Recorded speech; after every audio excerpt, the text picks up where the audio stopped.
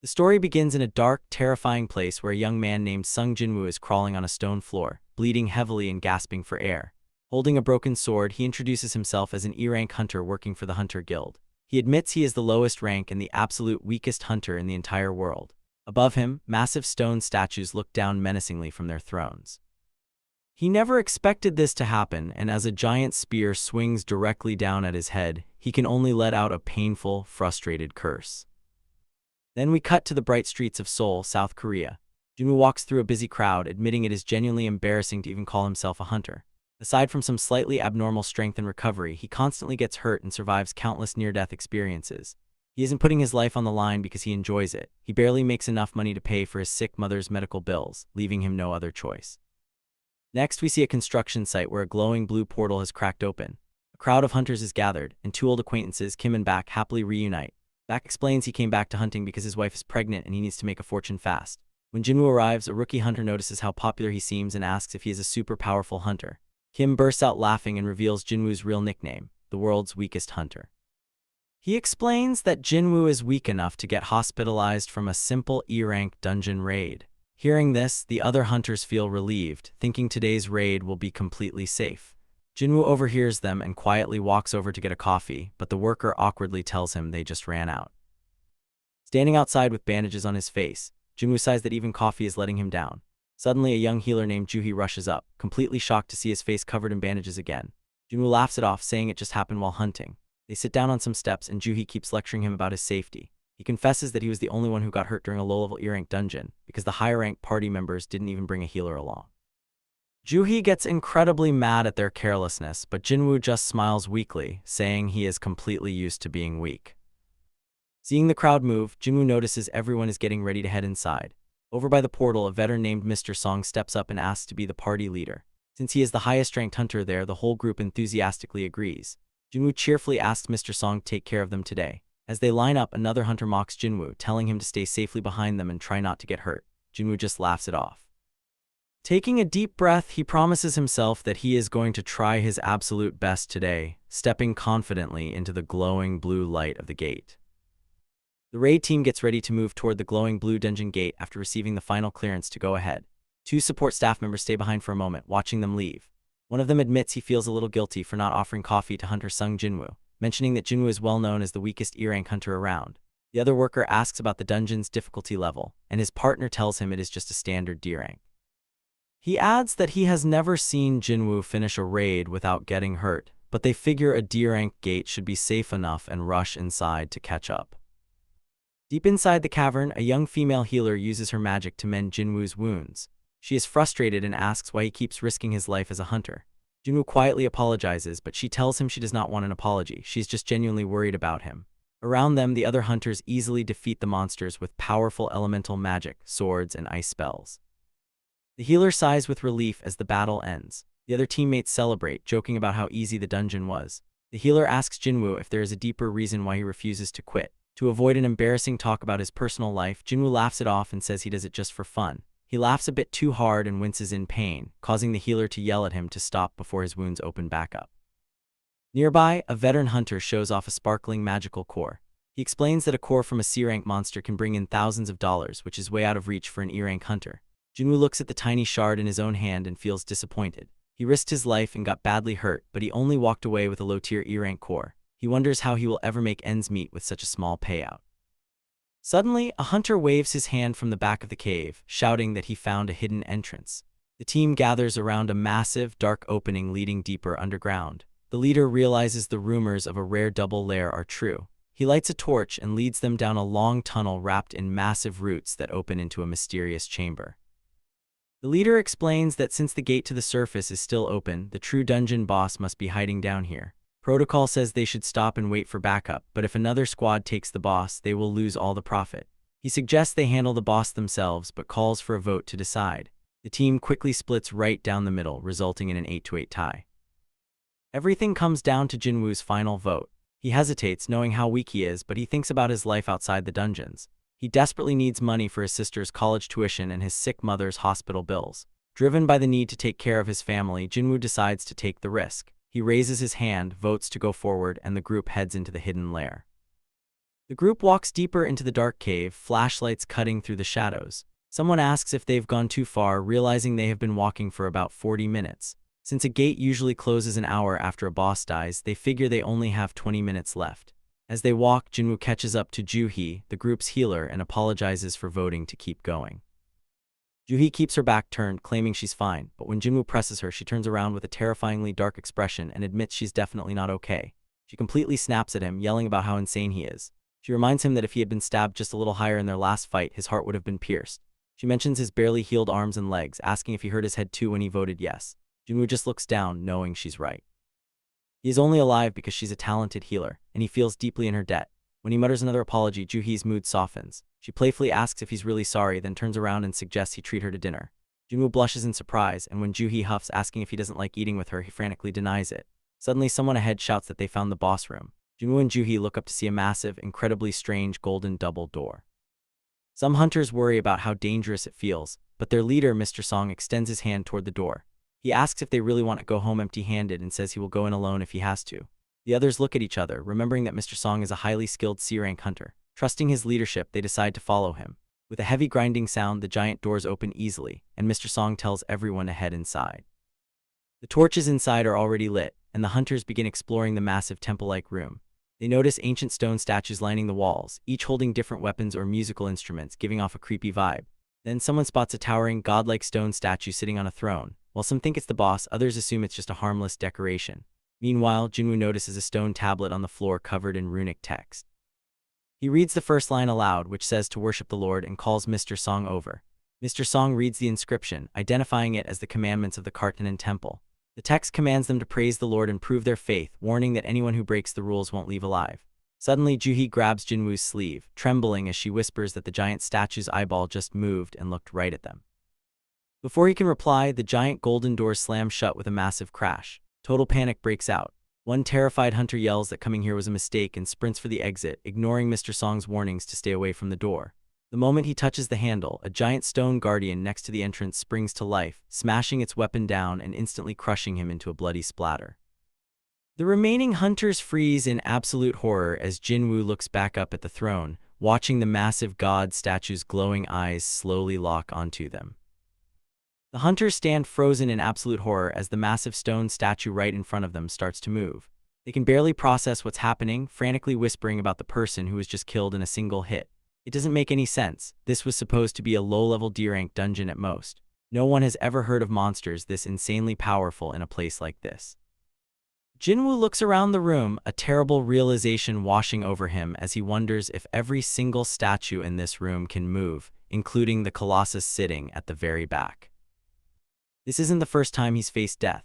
As an E-rank hunter, he's always had to risk his life just to survive basic raids. He recalls getting lost on his first mission, getting blindsided by a low-level monster that put him in the hospital for weeks, and even almost starving to death while trapped inside a dungeon. While stronger hunters can trade high-grade magical cores for top-tier weapons and get rich, Jinwoo can't afford any of that. He goes into dungeons unequipped because cheap swords just break immediately. Other hunters constantly look down on him, sneering at how he always comes back injured from easy dungeons and calling him the world's weakest hunter. But Jinwoo has always ignored their insults and kept working a dangerous job because he knew his situation all too well. Suddenly, the massive statue at the back of the room opens its eyes, glowing with an ominous light. Jinwoo's instincts scream at him, and he yells out at the top of his lungs for everyone to duck. In that exact split second, a blinding, devastating laser beam shoots directly from the giant statue's eyes, tearing across the chamber and obliterating everything in its path. The explosion is catastrophic, turning the stone walls and floor into a roaring inferno of debris and fire. As the smoke slowly clears, the survivors are left trembling in the wreckage. Several hunters didn't make it, and the ones left alive realize they would have been completely wiped out if Jinwoo hadn't warned them. Juhee is completely paralyzed with fear, gripping her head and shaking uncontrollably on the ground. Jinwoo calls out to her, warning everyone absolutely not to stand up, realizing that the giant will strike again the moment anyone moves. He knows Juhee is a talented B-rank healer, but her crippling fear means she can only handle basic raids, and this nightmare is anything but basic. Mr. Song calls out to Jinwoo, his voice strained as he asks him what rank he thinks this monster actually is.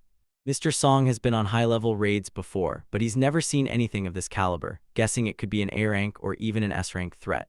Jinwoo notices something terrible and points out that Mr. Song's arm has been completely severed by the blast. Despite the horrific injury, Mr. Song tries to stay calm, asking for help to stop the bleeding while looking toward the massive colossus. Jinwoo thinks back to the rules carved on the stone tablet: worship the Lord, praise the Lord, and prove your faith. Looking up at the terrifying entity towering over them, Jinwoo realizes that the Lord, mentioned in the commandments, is undeniably the giant statue right in front of them. It all started 10 years ago when a glowing blue portal called the Gate appeared, connecting our world to another reality. That event changed everything and gave birth to the Hunters, people who awakened incredible powers to cross over and defeat the monsters inside. Our main character Jinwoo became a hunter too, but he only rank locked at E rank, making him barely stronger than a normal human. Most dungeons are straightforward, but sometimes, a gate conceals an absolute nightmare. Right now, Jinwoo and his raid party are trapped in a terrifying double dungeon, facing a massive stone entity that oozes pure despair. Mr. Song, the party leader, is badly hurt, his arm bleeding severely. Juhee, a B rank healer, is doing her best to patch him up, but she's shaking uncontrollably from trauma. They are surrounded by slaughter. One hunter was completely obliterated, and another is on his knees, crying out desperately that he just wants to live. Mr. Song tells everyone to stay completely still. Moving triggers immediate, lethal retaliation from the towering statues. Jinwoo realizes that escaping won't be easy because the giant god statue at the back never intended to let them walk out alive. Suddenly, one of the hunters loses his mind. Having just joined a major guild, he refuses to die in a low-level D-rank dungeon. Bragging about his exceptional speed, he sprints full speed toward the exit door. Mr. Song and Jinwoo scream at him to stop, but it is too late. The massive stone guard standing next to the door raises its giant weapon and swings it downward with immense force. The impact completely smashes the runner into the floor, splashing blood across the heavy doors. Juhee lets out a horrified scream, and the remaining hunters grind their teeth in absolute fury and helplessness. They realize they are completely outmatched, like bugs waiting to be squashed. If these stone monsters wanted to kill everyone right now, they easily could, so why are they holding back? Jinwoo's mind begins to race under the pressure.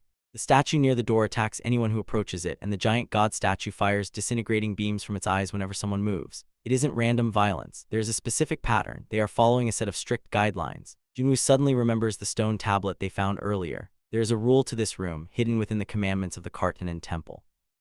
Frantic to test his theory, Jinwoo yells out across the room to Mr. Song, asking him what the very first commandment was.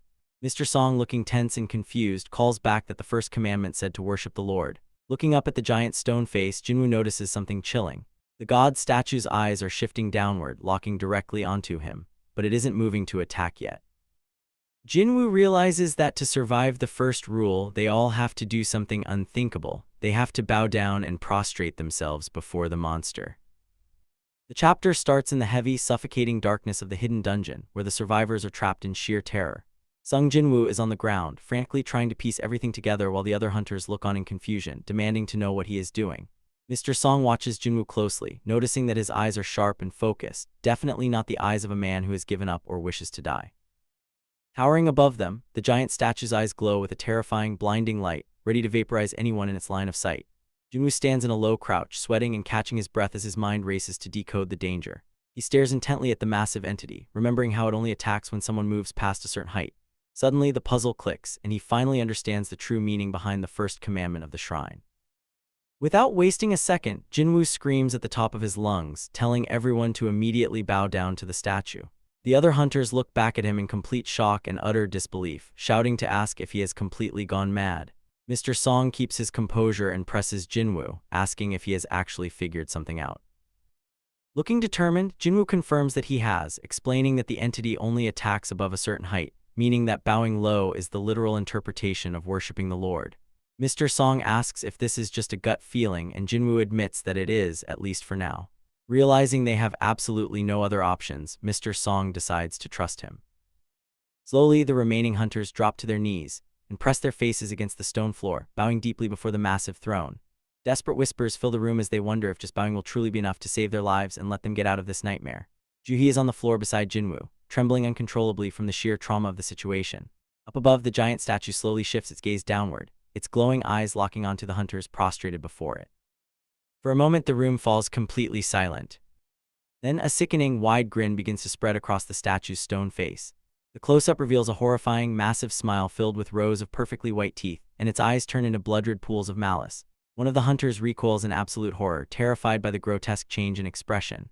Jinwoo looks up from his bow, sweating profusely as he realizes the creature's mood has shifted, but the deadly eye beams have stopped. The hunters start celebrating, thinking they are finally safe and have survived the worst of it. However, Jinwoo knows better, realizing that the trial is far from over. As the others panic and beg Jinwoo for another plan, he admits he's out of ideas but quickly remembers the second commandment, praise the Lord. Hearing this, a hunter who used to be a church choir member steps forward, confidently offering to sing a hymn to the statue. He starts singing a religious song at the top of his lungs, hoping it counts as praise. For a second, the statue seems to slow down, but Jinwoo watches in dread, realizing with sudden horror that the hunter is praising the completely wrong god. The temple turns into a complete house of horrors as the massive stone lord begins to crush the hunters. One of the men tries to pray, believing he is showing devotion, but Jinwoo realizes in pure terror that the man is praising the wrong god entirely. Before anyone can react, a gigantic stone foot comes down, obliterating the man in an instant and leaving nothing but a bloody crater on the floor. Panic sets in immediately. The survivors start screaming and scattering in every direction. Jinwoo runs for his life while holding onto Juhee, who is weeping and paralyzed with fear. Another hunter, Mr. Back, panics as he runs, thinking about his wife and his 2 kids at home, desperate to survive for his family's sake. He finds a spot near the wall and stops, thinking he might finally be safe. The leader yells a warning to Mr. Back to turn around, but it is already too late. One of the massive stone guard statues standing along the wall moves with terrifying speed. With a single brutal swing of its sword, it slices Mr. Back completely in half. The giant god statue looks down at the carnage, its red eyes glowing as the temple rules demand they praise the Lord, while Jinwoo realizes this thing isn't a god at all, it's a devil.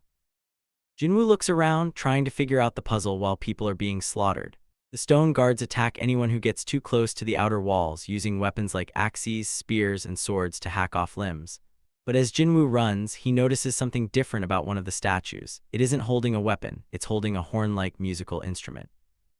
Putting the clues together, Jinwoo deduces that the guards only activate when a person gets close, moving in preset patterns. If the statues holding instruments follow the same rules, then they might play music instead of attacking. He screams out to the remaining survivors, telling everyone to run toward the statues holding instruments. The group splits up and dashes toward the musical statues. Sure enough, as soon as a hunter gets close, the statue begins to play its instrument rather than strike them down. However, Jinwoo quickly discovers a hidden trap in the rules. 2 people cannot seek shelter under the same statue. When someone tries to crowd another spot, the statue targets them. Jinwoo pushes his body to the limit, running toward a statue he thinks is holding an instrument. But as he gets closer, his heart drops. It isn't holding an instrument at all, it's holding a shield. With no cover left, Jinwoo is completely exposed. A weapon-wielding guard lunges forward and brutally slashes Jinwoo, severing his leg. He collapses to the ground in agony, bleeding out on the cold stone floor while Juhee screams his name in absolute horror. The scene opens on a bloody floor covered in deep cracks, with bodies scattered everywhere across the stone tiles. We see a severed leg sitting in a massive puddle of fresh blood. Juhee's hands glow with golden light as she tries to heal a heavily injured Jinwoo. Jinwoo looks down, completely exhausted, and tells her it's okay and she can stop. Tears stream down Juhee's face and blood drips from her nose from overexerting her magic. But she cries out, promising to heal him if he can just hold on. Jinwoo can barely breathe and coughs violently as the strain of the dungeon weighs down on them. The remaining hunters can only watch in horror. One mutters how terrible the situation is, though he notes that at least Jinwoo survived the initial onslaught. Another hunter points out that they started this raid with 17 people and now only 6 are left standing. To make matters worse, 2 of them are already gravely injured, leaving their chances of survival looking incredibly slim. Jinwoo lies against the wall, panting heavily with his face bloodied.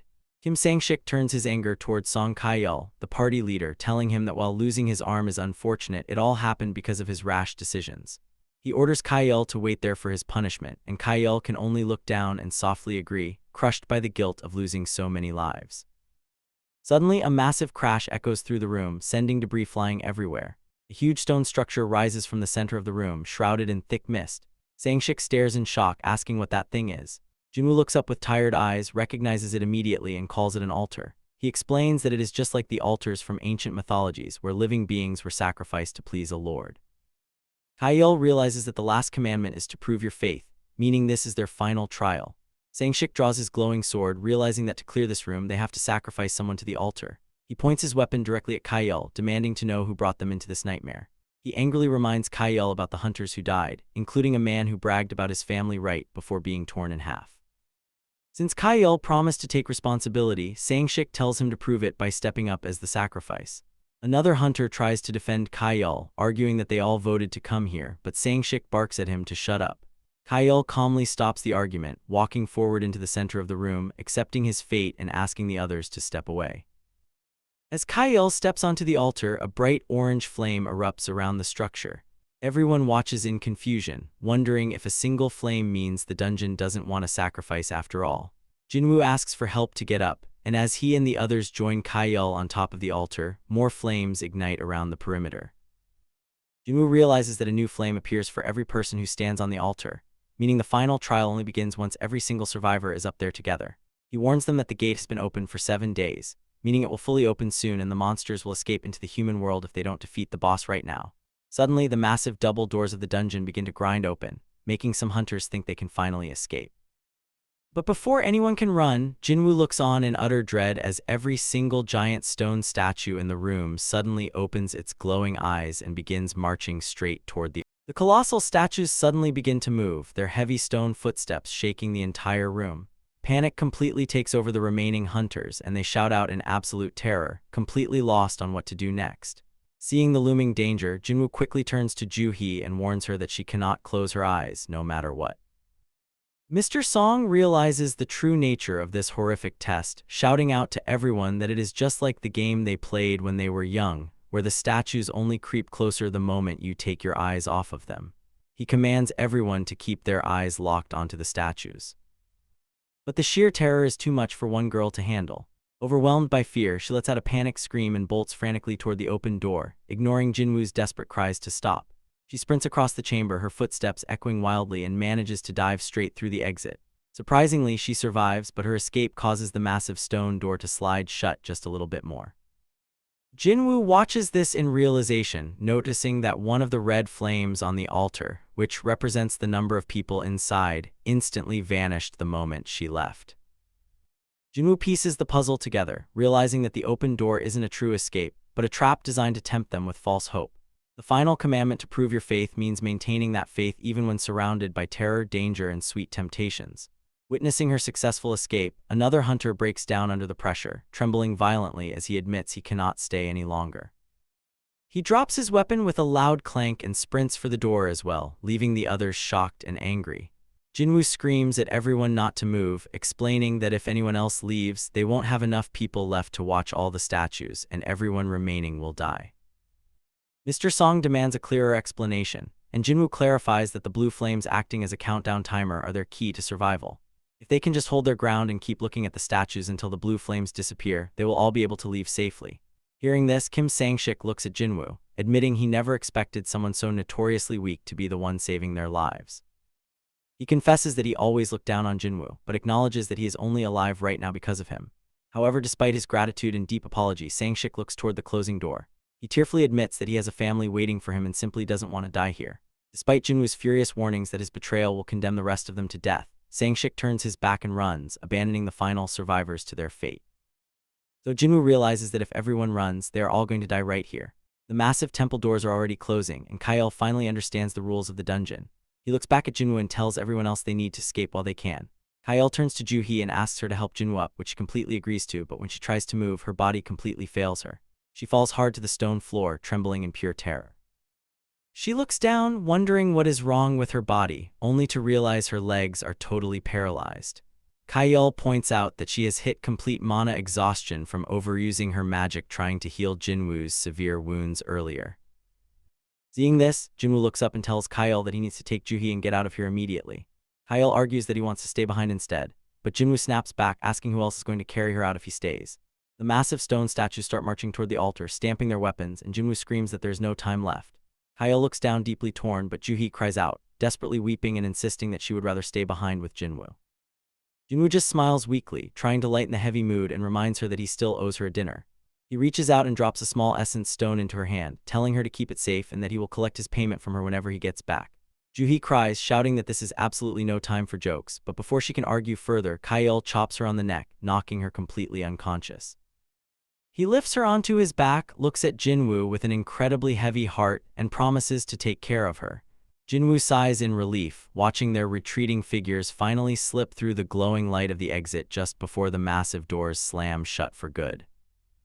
Left entirely alone in the dark temple, Jinwoo watches the towering statues close in on him. He feels a bitter sense of relief that he is the only one dying here, though he can't help but jokingly wish he had bought some life insurance beforehand. As the ground rumbles and the statues loom over the altar, Jinwoo drags his battered, bleeding body upright. Grabbing a dropped sword, he grits his teeth, covered in blood, and tells the monsters to come at him, determined to take at least one of them down with him. But as the heavy weapons swing down to crush him, a sudden wave of raw terror hits him. He doesn't want to die. He screams out in his mind, furious at how unfair it is, thinking about his family and how much he desperately wants to live. He begs for just one more chance. Right as the blades are about to strike, a futuristic system chime rings out in his head. A floating screen appears, announcing that he has completed all hidden requirements for a secret quest called Courage of the Weak. It asks if he wants to accept the right to become a player, warning him that if he refuses, his heart will stop in a fraction of a second. Realizing this weird system is his only lifeline, Jinwoo accepts the prompt, and a final message pops up, welcoming him as a player right as the screen fades out. Sung Jinwoo wakes up with a gasp, his eyes wide with terror as a glowing message fades from his sight. He's panting heavily, sweat pouring down his face as he looks around. The brutal nightmare of the double dungeon is gone, replaced by the quiet white walls of a hospital room. He wonders if it was all just a dream. Before he can clear his head, the door slides open and two men in sharp black suits walk in. Jinwoo asks who they are, completely caught off guard. They introduce themselves as inspectors from the Korean Hunters Association. Jinwoo is immediately confused about why high-ranking officials would want to see an E-rank hunter like him. That's when they drop a bomb on him. He's been unconscious for 3 whole days. Panicked, Jinwoo immediately asks if the others made it out alive. The inspector tells him that they survived, but the cost was high. Mr. Song lost his arm and will likely have to retire, and Juhee is severely traumatized and undergoing psychiatric treatment. It's highly unlikely either of them will ever return to the dungeons. Hearing enough of the grim details, Jinwoo tells them to stop. The inspector goes on to explain that when the association and the White Tiger Guild finally reached the coordinates of the hidden room, the giant statues and the terrifying monsters had completely vanished. There was no trace of a massacre. The only thing left in that empty room was Jinwoo, lying completely alone on the altar. Because of this bizarre situation, the association came up with a theory. They think Jinwoo might have experienced a double awakening, a rare phenomenon where a hunter receives a second surge of power that can shoot their rank all the way up to an A or an S rank. To test this theory, the inspector pulls out a magic power detector and asks Jinwoo to place his hand on the mana crystal. The inspector watches closely, knowing that only a powerhouse could have cleared that room. Jinwoo places his hand down and the device whirs to life, but the screen displays a tiny number, barely reaching a baseline E-rank level. Disappointed, the inspector thinks to himself that trash is just trash after all and apologizes to Jinwoo for wasting his time. As the inspectors pack up and walk out the door, Jinwoo stares after them, realizing something strange. A floating blue system screen is hovering right in front of his face, saying he has unread mail. He checks his body and realizes his severed leg and impaled chest are completely healed. He tries to touch the floating screen, but his hand passes right through it.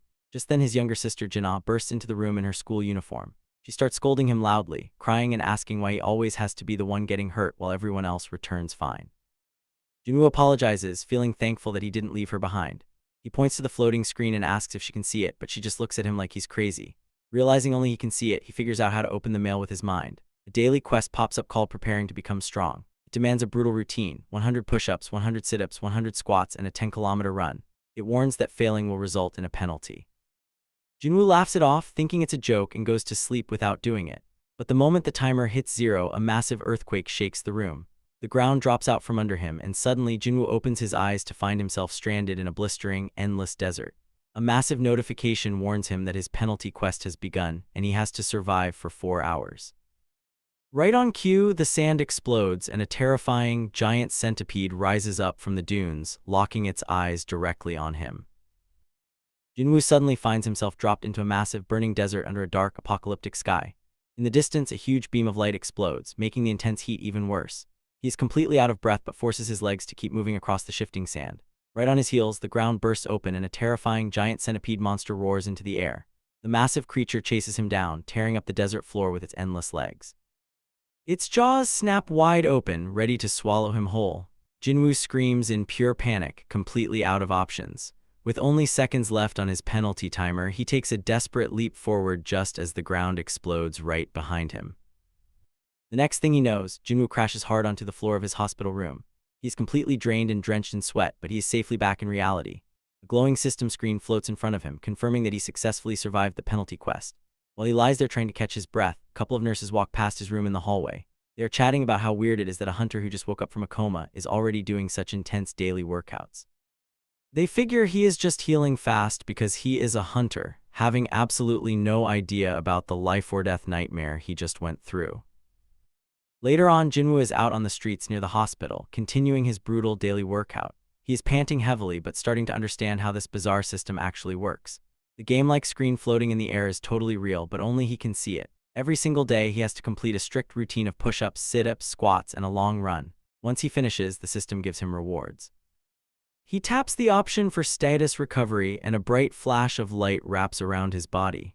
Instantly, all his exhaustion vanishes and his body heals completely, feeling as fresh as if he hadn't run at all. Jinwoo sits on a park bench outside to look over his stats, skills, and inventory screens. It really does feel exactly like he is living inside a video game. Ready to test out his new system, he heads to the hospital front desk and asks the receptionist for permission to leave for the day. She lets him go but asks where he is heading, and he just casually tells her he has some personal business to take care of.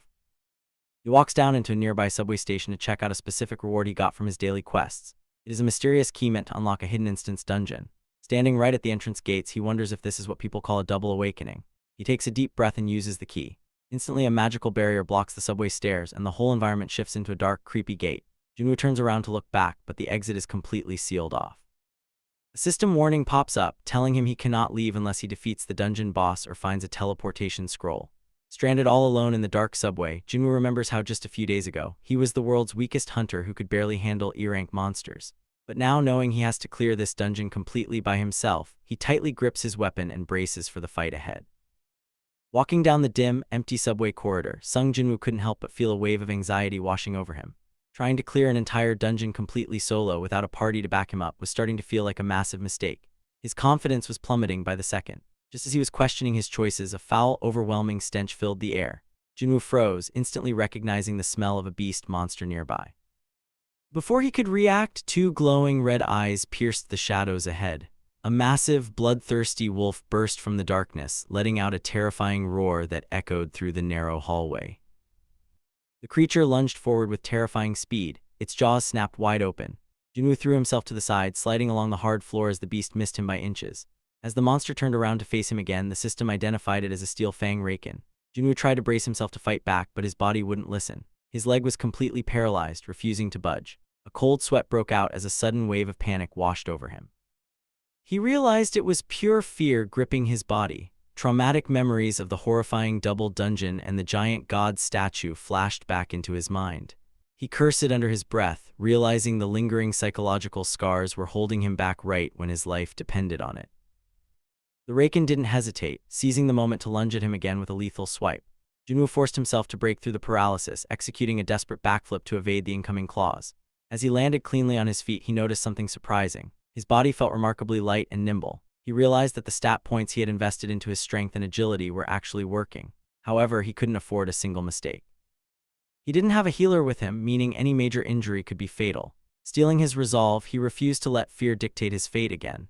He had barely survived death once, and he wasn't about to die in a place like this. With a fierce battle cry, Jinwoo lunged forward and threw a powerful punch right into the wolf's face, sending the heavy beast crashing hard into the wall.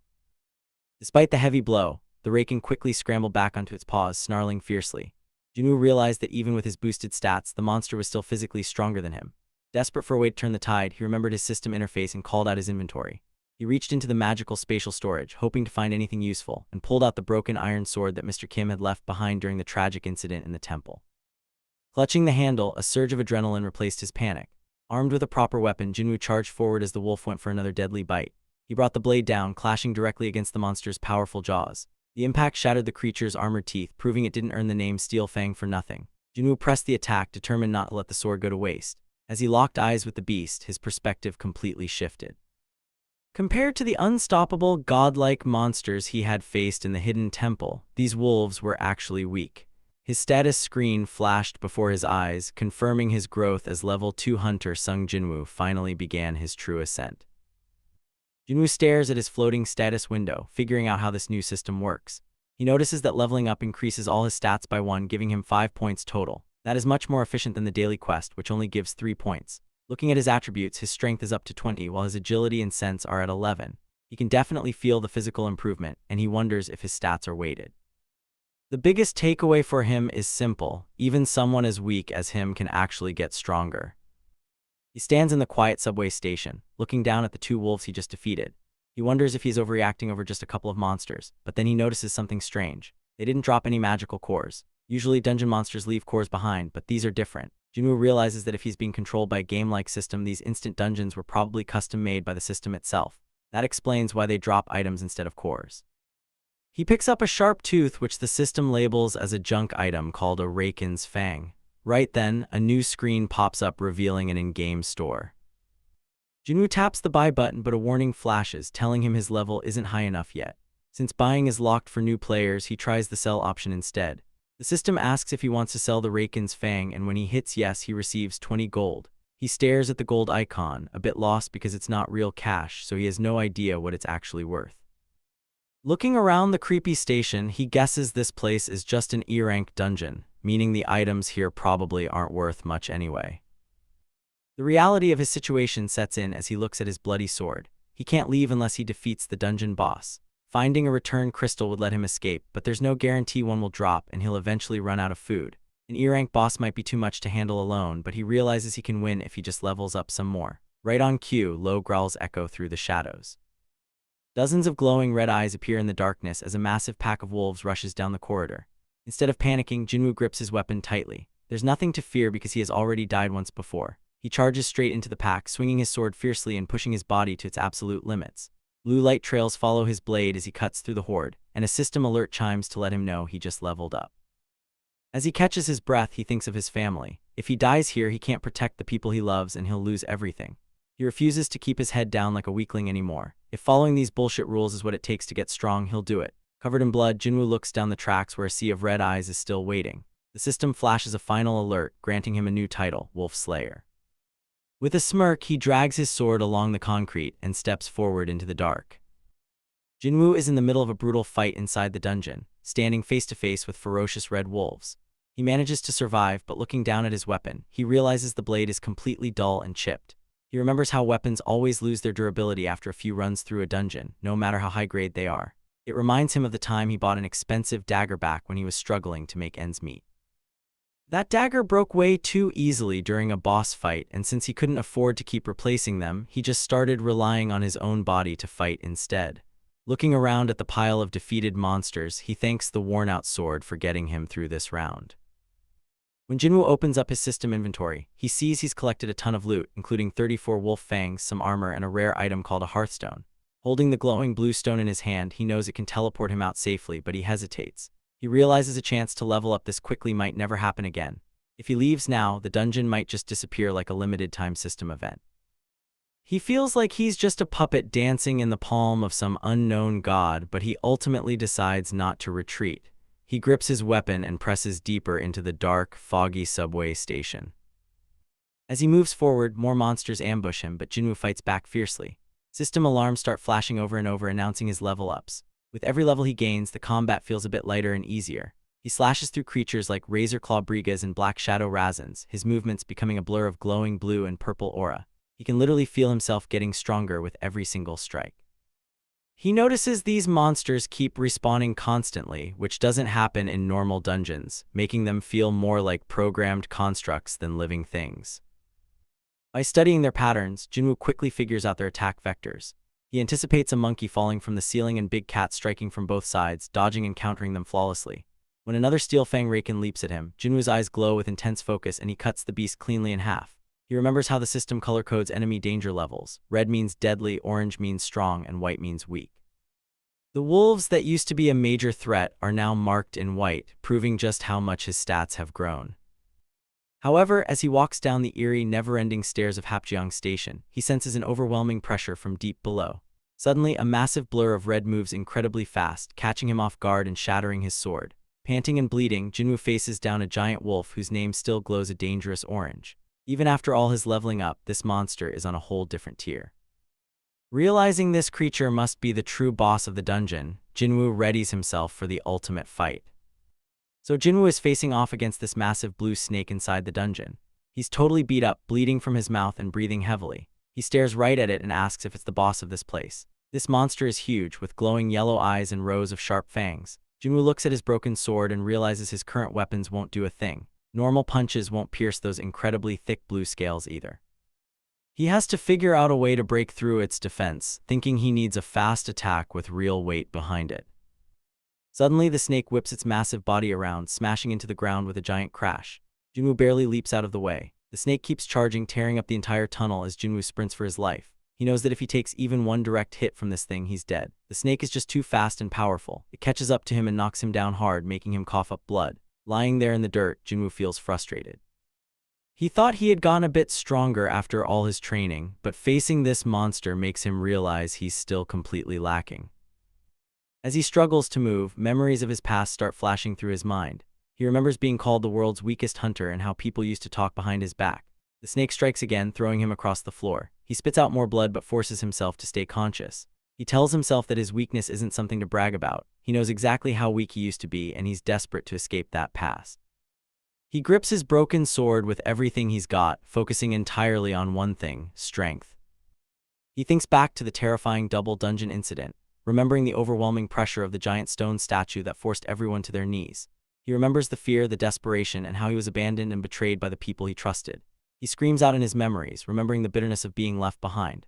That betrayal is exactly why he came to this instant dungeon in the first place, to get stronger so it never happens again. With pure rage and determination, Junwoo stands back up and faces the giant snake. The monster lashes out, hitting him again, but Junwoo refuses to back down. He says he isn't done yet. Compared to the absolute terror of the giant god statue, this snake doesn't scare him at all. He leaps into the air, puts all of his stat points into strength, and drives his broken blade straight into the monster's head, screaming at it to die. Meanwhile, out in the real world, hospital staff are wondering where Junwoo went since he hasn't returned to his room. They talk about how hunters are basically monsters compared to normal humans because they heal so fast. Back in the dungeon, the massive snake crashes to the ground, dead. Junwoo kneels there, completely exhausted and covered in blood, but then the system screens pop up. He officially leveled up and defeated the boss, the blue poison fangs Kasaka. Looking at the notifications, Junwoo just smiles and laughs, realizing he really did get a bit stronger. Sitting on the ground after a brutal fight, Junwoo lets out a breathless laugh. He can feel it, he has definitely gone a bit stronger. As he stands up, his entire body aches, but looking down at his hand makes the pain worth it. He just obtained a new weapon, a dagger carved from a monster's venomous fang. It is a massive upgrade, boasting an attack stat more than twice as high as his old blade, along with deadly paralysis and bleeding effects. Even though it feels a little awkward right now, he decides to store it away in his inventory for later. Suddenly, the magical dungeon begins to dissolve, and Junwoo steps back out into a normal, brightly lit subway station. He looks around, wondering if the whole ordeal is over, and casually tries to figure out what time it is. His quiet exit doesn't last long, though. A soldier stationed at the exit spots him, pointing a rifle and demanding to know who he is, how he got out, and if he missed the emergency broadcast. The guard is shocked to realize Junwoo is a hunter and quickly offers to guide him out. As they walk, the soldier explains that a dungeon break happened nearby. Most of the smaller monsters are cleared, but one massive boss is still running rampant. Thanks to his newly raised sense stat, Junwoo can actually feel the overwhelming pressure of the boss monster looming just ahead. Out on the city streets, a massive stone golem wrapped in crackling blue energy is tearing through the plaza. The police are doing everything they can to push back panicked onlookers who are busy filming the chaos on their phones. The battlefield is a total mess. The frontline hunters are struggling hard, their tanks screaming desperately for the healers to keep him alive. The monster's defense is just too high, and the low-ranking damage dealers barely have any magic left to pierce its thick hide. Blending into the crowd, Junwoo watches the struggle unfold. He realizes the raid team was thrown together on short notice, resulting in a low-ranked squad trapped in a brutal battle of attrition. Looking closely at the support team, he spots a familiar face among the healers. It is Juhi. She is frozen in terror, completely paralyzed by memories of the horrific double dungeon they barely survived. A wounded hunter barks at her, demanding to know why a B-rank healer is just spacing out when people are dying, but she simply cannot move. Seeing her suffer, Junwoo realizes she hasn't overcome the trauma yet, and it reminds him of his own need to push forward. Knowing the team will wipe if the monster isn't stopped right now, Junwoo takes a broken sword and hurls it with incredible force. The blade streaks through the air, dealing a fatal blow to the golem. The massive beast collapses, leaving the raid team cheering in total disbelief.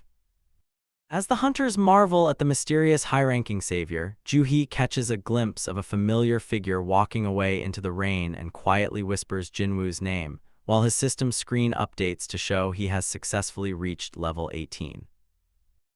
Sung Jinwoo starts his morning by pushing himself to the absolute limit in his hospital room, cranking out intense push-ups and sit-ups until he's dripping with sweat. Right as he's finishing up, a nurse slides the door open and walks straight into his workout session. She freezes instantly, turning bright red and covering her face out of pure embarrassment. Junwoo awkwardly tells her it's okay, while she hastily flusters out an apology.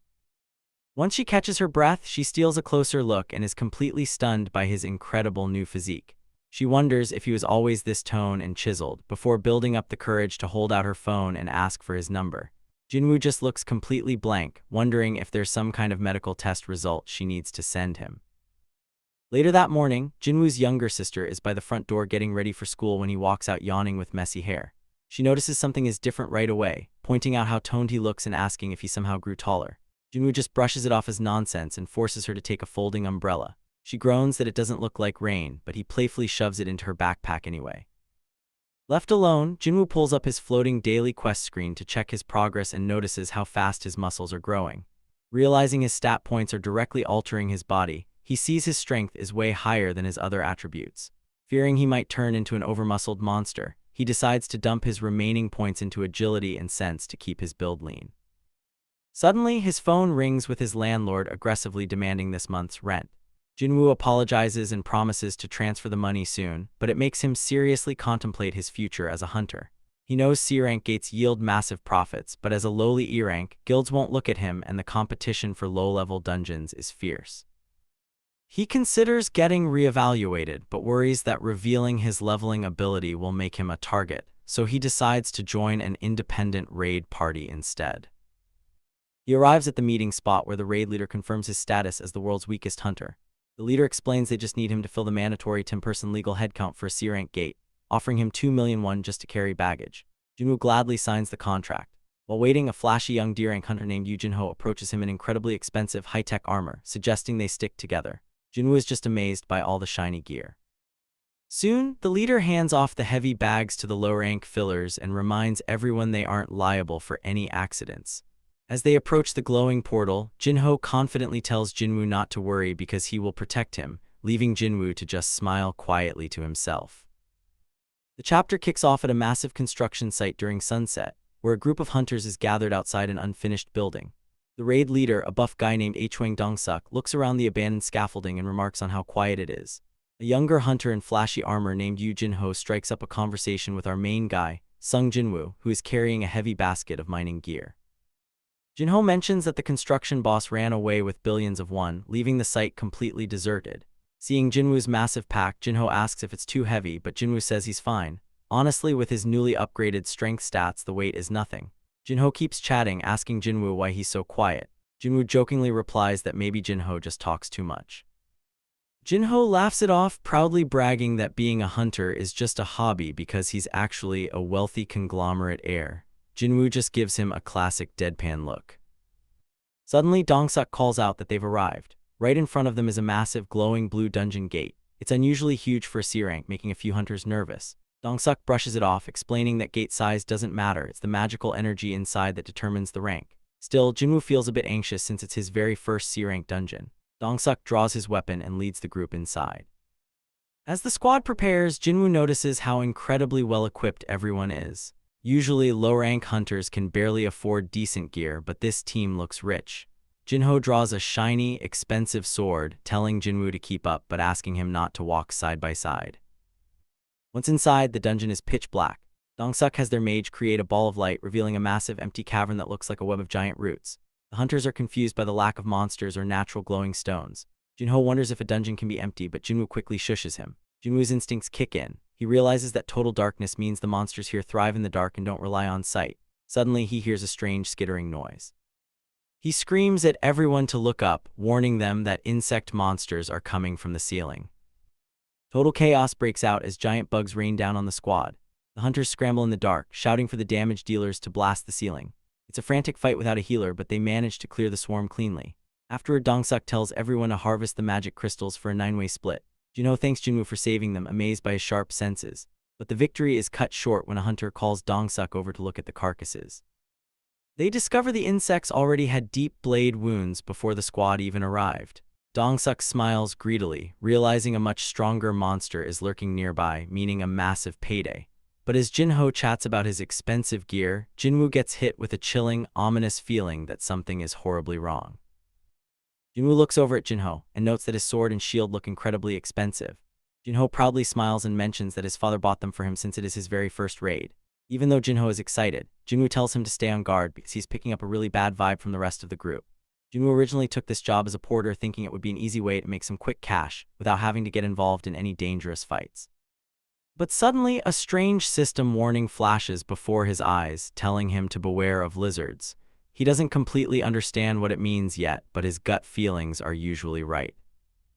Further inside the cave, the raid leader Hwang Dong-suk notices that things are looking grim. They keep walking past the mutilated corpses of giant insect monsters, but none of them are intact. He knows that since the dungeon gate hasn't closed yet, the boss must still be alive. Suddenly, Dong-suk stops the group and orders their mage Jae Chuan to cast a light spell down the path. As the bright light fills the cavern, it reveals a terrifying sight. A massive, horrifying spider boss is hanging right above them, surrounded by thick layers of webbing. Dong-suk tells everyone to quiet down and get ready. But as they look deeper into the room, they see something incredible. The entire cave is covered in massive, glowing blue mana crystals. The hunters immediately celebrate, realizing they just hit the ultimate jackpot. They estimate that the haul is easily worth over 10 million won. One of the squad members laughs and says that Dong-suk's famous younger brother, a high-ranking hunter in America, would probably be jealous of this find. This comment secretly triggers Dong-suk. He hates being ignored by his stronger brother and resolves to use this massive fortune to increase his own squad's power. As the core members gleefully calculate how much money they'll make, Jinho steps forward holding a piece of paper. He calls out to the leader and pulls out Jinwoo's contract, pointing out that it doesn't say anything about splitting these types of crystals. He asks why they're only talking about dividing the money among themselves instead of all 10 members. Dong-suk puts on a fake smile, reassuring Jinho that they will absolutely split everything evenly. However, he says there is something else they need to take care of first. Dong-suk explains that they need to mine all these crystals before fighting the spider, which luckily seems to be fast asleep after a big meal. When he asks his teammate if he brought the mining equipment, the guy admits he left it all back in the car. Dong-suk smoothly turns to Jinho and Jinwoo, asking them to stay behind and guard the room while the rest of the group heads back to the entrance to grab the gear. He promises them nothing will happen as long as they don't provoke the beast. But as soon as the main group walks out, Jinho puts the pieces together. He realizes this squad always enters C-rank dungeons with just 8 core members and hires random extras to meet the legal 10-person requirement. Before they can even move, Jae Chuan uses his magic to completely seal the boss room entrance with a massive wall of rock. Jinho panics, realizing they've been completely abandoned. Jinwoo looks at the blocked doorway, finally realizing that the lizards the system warned him about are the human scum who just left them to die. The entrance is completely blocked off by giant rocks, and Jinwoo realizes right away what's happening. The guys who left them behind are what hunters call lizards. In dungeons, accidents happen all the time, and since there aren't any cameras to prove a crime, some corrupt hunters will sacrifice or kill their own teammates for profit. If you're weak or get in the way, they'll cut you loose to save themselves, just like a lizard dropping its tail. Jinho completely panics, shouting that those sons of bitches are trying to kill them both just to keep all the mana crystals for themselves. But Jinwoo knows they couldn't have stopped it anyway. They were caught in a trap from the start, and if they had tried anything earlier, the group would have just struck them down right then and there. Meanwhile, outside the room, the betrayers are casually walking away. They've stolen Jinho's gear and are checking a phone to see which rich family he belongs to, figuring they can make even more money off his death. One of the hunters asks their leader, Hwang, if he has the confidence to beat the dungeon boss on his own. Hwang flatly admits it's impossible because a C-rank boss is just too dangerous. Back inside, getting out isn't the main issue anymore. The real problem is the massive creature that just woke up right above them. A giant spider boss drops down from the ceiling. Jinho is terrified, but he still steps in front of Jinwoo, telling him to get behind him while he tries to think of a plan. The monster is hideous, covered in glowing red eyes and filled with rows of sharp teeth. To Jinho, its strength feels like it's on a completely different level. But when Jinwoo hears the words, another level, he just thinks back to the terrifying, smiling giant statue from the double dungeon. Compared to that nightmare, this spider is a joke. Jinwoo casually tells Jinho to stand back. Jinho is totally shocked, asking if he's seriously going to try and kill that thing alone. Jinwoo reflects on how much he's changed. Even though the spider is incredibly strong compared to the monsters from his instant dungeon, he doesn't feel any pressure. He isn't intimidated at all, and he realizes that his current strength is actually high enough to take down a C-rank boss. Jinwoo draws his dagger, Rasaka's Fang, and leaps into the fight. He lands a heavy blow, and Jinho is completely amazed that the attack actually worked against the boss. Jinwoo smiles, noting that his new dagger is a pretty good weapon, and tells himself that the real hunt begins now. Jinho is left staring in absolute disbelief, wondering how a guy this powerful could possibly be the world's weakest E-rank hunter. The E-rank hunter watches in complete shock, his eyes wide, struggling to process what he is witnessing. He cannot believe someone ranked as an E-rank could possibly be this strong. Right in front of him, the battle rages as the hunter clashes with the massive spider boss, their movements blurring. He is constantly on the move, darting around the creature, slashing at its thick skin while trying to avoid its lethal, crushing attacks. He notes that the spider has 8 legs and no blind spots, and it can easily punch through the floor, making every single strike a life-threatening danger. He realizes he needs to be much closer to effectively damage it, but the beast is relentless. As he dodges and weaves, the other hunter watches, his mind reeling as he wonders what kind of person this is. He starts to suspect that this must be a false rancor, someone intentionally hiding their true power, and he knows that false rancors are often dangerous psychopaths who kill for fun. The battle continues, and he wonders how much time has passed, maybe 5 minutes, maybe 10. He is starting to feel the strain, his stamina is dropping, and as his fatigue rises, his speed begins to slow. He realizes he cannot keep this pace up much longer. He decides to use the special ability of his dagger, which has a chance to paralyze the enemy or cause them to lose health over time. Suddenly, the spider sprays a stream of acid. The bystander is stunned. He realizes the guy was hiding a trump card the whole time. The hunter knows he has to move even faster to close the distance, pushing himself to the limit despite his rising fatigue. He manages to close the gap in an instant, landing strikes that force the spider back, though he struggles to land a true critical hit. As his fatigue reaches critical levels, he makes a crucial decision. He finally accepts the daily quest reward, triggering a full status recovery. His fatigue resets and he levels up multiple times in the process, his power surging. The spider, weakened by the effects of his attacks, finally collapses. The E-rank observer is left shaking, unable to believe what he just saw. He is trembling, terrified by the sheer power this man displayed. The hunter, now calm, approaches the man who had been watching in fear. The guy is so nervous he offers him water, barely able to speak. The hunter ignores the tension, focused only on the loot and the monsters he still intends to hunt in this place. As he looks over his own status screen, seeing his level now at 21, he just sighs, satisfied that he survived and grew stronger while the other man just stands there, completely overwhelmed by what he just witnessed. The smoke and dust clear as Hwang Dong-suk and his traitorous party walk back into the cavern. They stop dead in their tracks when they see Yoo Jin-ho and Sung Jin-woo still standing. The hunters are completely shocked and wonder how the two of them managed to kill the searing spider boss all by themselves. They quickly assume it must have been because of Jin-ho's incredibly expensive, high-grade equipment. Hwang Dong-suk steps forward and calls out to Jin-ho. He reveals that he looked into Jin-ho's background because of his flashy armor and discovered that he is actually the son of Chairman Yoo Myung-han, a massive real estate tycoon. Hwang tells Jin-ho that he wants to talk business with his wealthy father, but first, he offers Jin-ho a chance to live. Hwang gives Jin-ho a brutal ultimatum: kill Sung Jin-woo and join their group. He warns Jin-ho that it is the only way he will leave this place alive, otherwise they will both die right there. Jin-ho is completely horrified by the demand. Hwang mocks his hesitation, asking if he is actually scared of a weak E-ranker, and reminds him that nobody will ever know what happened inside the dungeon anyway. Watching from the side, Jin-woo remains calm. He thinks about how it is a given that he will be betrayed because he is viewed as weak. But instead of turning on Jin-woo, Jin-ho takes a firm step forward. He draws his sword, raises his shield, and chooses to protect his partner. Hwang sighs, noting that it is a bit of a waste to kill a rich family's son, and orders his men to take care of the weak one first. He looks at Jin-woo and asks him if he has ever killed a human before. Right at that moment, a blue system screen flashes directly in front of Jin-woo's eyes. It is an emergency quest. The system has detected a clear intent to murder from the surrounding players and commands Jin-woo to eliminate the threats to ensure his own safety. The warning screens tell him that if he fails to complete this quest, his own heart will stop. Looking at the blue panels, Jin-woo finally understands the brutal reality of his situation. He realizes he forgot that the dungeon is a place where only the fittest survive. The system is not acting out of goodwill, it is forcing him to kill so that he can become strong.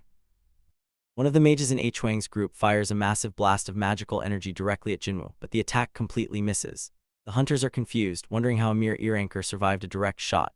Jin-woo looks at them with cold, glowing eyes. He tells them that if they are hunters, they should be ready to become the hunted. Before anyone can even react, Jin-woo moves at blinding speed. In the blink of an eye, one of the hunters drops dead to the ground. The rest of the group panics in absolute shock, unable to comprehend how an E-ranker could suddenly possess such terrifying power. Jin-woo stands over his first human kill. The system interface flashes before his eyes, marking one enemy dead. The remaining hunters are in complete shock. They can't understand how a weak E-rank hunter just killed a D-rank hunter in the blink of an eye.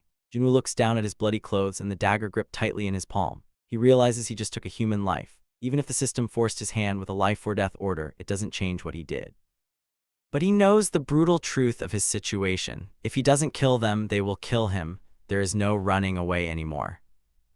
He reminds himself that only the strong survive in this world. Memories of his past weakness flash through his mind. He remembers the terrifying moments in the double dungeon where people screamed, cried, and begged for their lives. He remembers the hunters who apologized because they didn't want to die, leaving him behind to perish on the altar. Jinwoo snaps back to reality. A dark, terrifying aura begins to surge around his body, and his eyes glow with a cold, piercing blue light. He completely accepts his new reality. Ichwang Dongsuk and his remaining men back away, feeling the overwhelming pressure. Desperate, Dongsuk orders his mage to blast Jinwoo with one more blow. A massive explosion of magic engulfs Jinwoo, lighting up the entire cave. But before the smoke can even clear, Jinwoo is already moving. He moves like a shadow, appearing right behind another hunter and slashing through him instantly. The hunters panic as Jinwoo systematically cuts them down. They try to swing their weapons, but they are far too slow. They can't hit him at all. Jinwoo casually tells them that if they call themselves hunters, they should try actually hunting him. Suddenly, Jinwoo activates his skill, unleashing an overwhelming wave of murderous intent. The hunters freeze in place, their bodies refusing to move under the intense pressure of the fear effect. One by one, they are sliced apart until only Ichwang Dongsuk is left standing. Dongsuk is terrified, finally realizing that Jinwoo was the one who defeated the dungeon boss all along. In a final, desperate move, Dongsuk uses his strength skill to power up, but it is useless. Jinwoo effortlessly overpowers him, beating him into the dirt. Dongsuk coughs up blood, completely breaking down. He begs for mercy, then tries to threaten Jinwoo by mentioning his powerful brother. Jinwoo doesn't hesitate and finishes him off. As the dungeon begins to close, the system rewards pop up, and Jinho can only watch from the side, throwing up from the horror. Meanwhile, across the world in Washington, USA, a massive man wakes up in a sweat. It is Ichwang Dongsu, Dongsuk's younger brother. He sits up in bed, realizing his eyes are wet with tears from a sudden bad dream. Confused, he wonders what time it is back home in Korea, completely unaware of the slaughter that just took place. Over at the Hunters Association Monitoring Division, an agent rushes into manager Yu Jinchul's office with an urgent report. 8 hunters were just killed during a C-rank dungeon raid, and the only survivors are a D-rank and an E-rank hunter. The manager assumes they ran away, but the agent explains they actually cleared the dungeon. The D-rank hunter Yu Jinho had incredibly expensive gear, which might explain how they beat the giant spider boss, but it still doesn't make sense why the entire party was wiped out. Then the agent drops a bombshell. The E-rank survivor is Sung Jinwoo, the same guy from the terrifying double dungeon incident. Even though Jinwoo recently scanned as a weak E-rank, there is a much bigger problem. One of the dead hunters is Ichwang Dongsuk, the older brother of a terrifyingly powerful S-rank hunter named Ichwang Dongsu. Jinchul realizes they absolutely cannot ignore this. Meanwhile, Jinwoo is relaxing at home with his little sister Jinna. He brought home a big box of chicken wings and drinks, making his sister joke that he's usually way too stingy for this. Jinwoo chugs a beer to take the edge off, but a blue system message instantly pops up. It alerts him that a harmful substance was detected, and his Cure Poison passive buff purifies it immediately. He sighs, realizing the system won't even let him get tipsy. This passive ability came from a blessing back in the double dungeon, which is the same magic that regenerated his missing leg. Since he is immune to all toxins, alcohol does nothing to him. He heads to his room, telling his sister she can finish the chicken. Jinna notices his personality has changed lately, but just brushes it off. Back in his room, Jinwoo pulls out a small bottle of Rasaka's venom. He wonders if his automatic healing will wipe out the negative debuff while letting him keep the benefits. He drinks it, but the system detects the toxin and completely neutralizes it, causing the venom's effects to fade away entirely. Later, Jinwoo meets up with Yu Jinho at a cafe. The rich kid is incredibly excited, calling Jinwoo his savior and explaining that he made a ton of money from the magic crystals Jinwoo let him keep. He's grateful Jinwoo kept quiet to avoid legal trouble, though he gets quiet remembering how their old party tried to murder them. Jinho then reveals his grand plan. He wants to form a private raid team to clear 19 more dungeons so he can get a guild master license.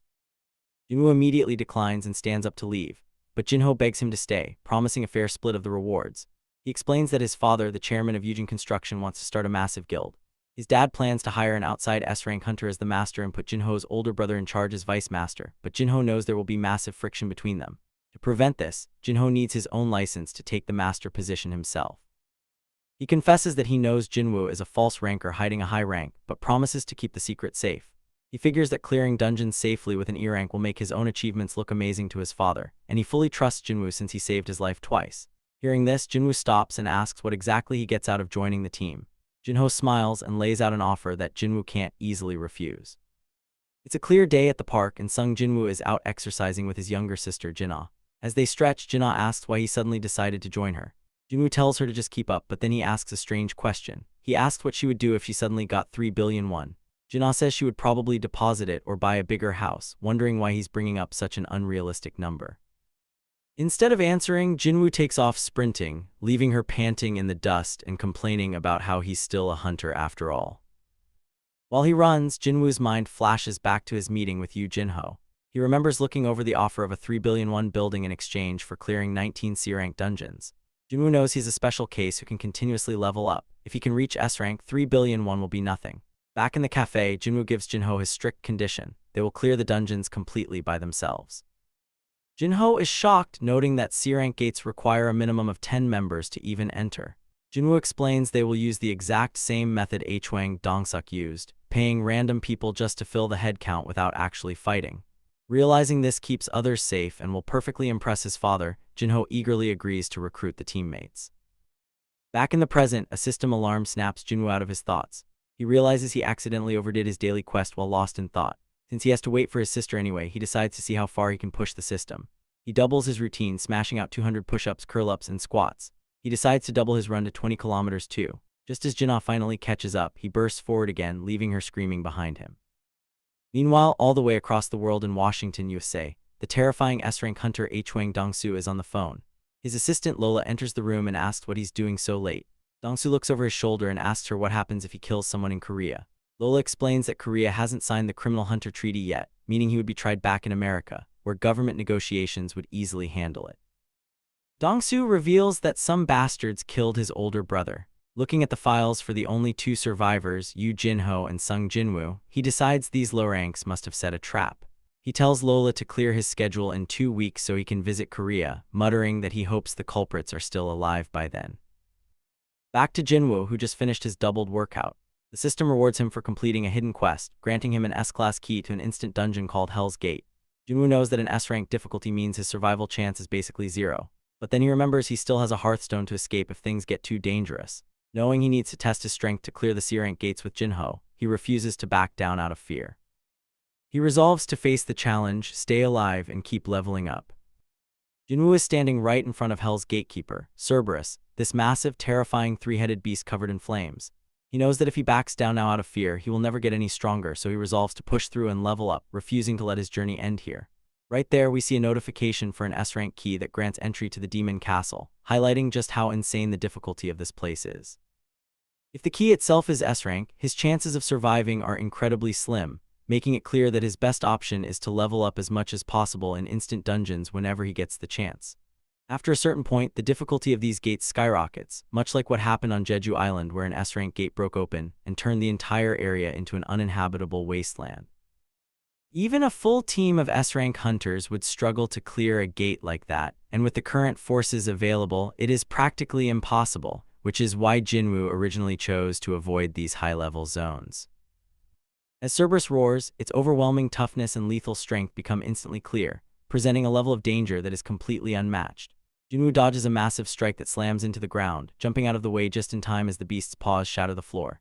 He tries to strike back out of pure curiosity to see if his attacks can even pierce a monster of this caliber, but his blades barely scratch the creature. Realizing he needs more quickness, he activates his sprint skill, boosting his movement speed by 30% at the cost of his mana. He unleashes a flurry of rapid attacks, but a system alarm pops up warning him that the enemy's resistance is too high and his status effects are being completely cancelled.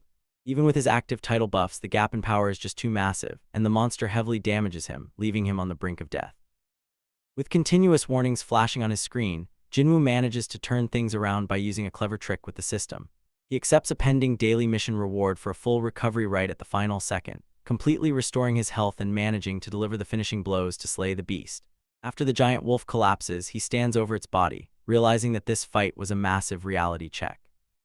He knows that if he tries to open the actual castle gates right now, he will definitely die, so he decides to leave and return only after he has gotten much stronger. Meanwhile, the scene shifts back to the human world, where a wealthy, grieving father is meeting with a shady hunter named Kang Taeshik from the monitoring department. The man explains that what happens inside a dungeon stays inside a dungeon, and begs Taeshik to assassinate the criminals who ruined his family, offering a staggering 20 billion won to get the job done. Taeshik agrees with a twisted smile, making it clear that he has absolutely no problem taking out those targets, casually admitting that for him, hunting humans is way more fun than hunting monsters. The story begins inside a traditional kendo dojo where two practitioners are heavily sparring with wooden swords. Mr. Song Kai-yol, the veteran C-rank hunter, finishes the match dripping with sweat. His student catches their breath and praises his skills, bringing up how amazing he is even after losing an arm in that horrific double dungeon incident a few months ago. Song tells them to drop it, but right then, an emergency call rings on his phone, forcing him to cut the session short for an urgent low-rank summons. Before he leaves, the student, who is actually a powerful S-rank hunter, asks why he is postponing retirement. Song explains he just wants to stay useful to the world, while the student notes that even a high rank cannot make up for a total lack of martial arts skill. Walking down the street, Song reflects on how his awakening gave him magic instead of physical strength, making his decades of sword training useless against monsters, but he continues on toward his C-rank raid anyway. Suddenly, someone calls out to him on the street. Song turns to see a tall young man in a hooded coat, who lowers his hood to reveal he is Sung Jinwoo. Song is in absolute shock because Jinwoo has completely transformed, leaving no trace of his old, fragile self. Song is completely baffled to see that Jinwoo's leg, which was severed in the double dungeon, is now perfectly fine.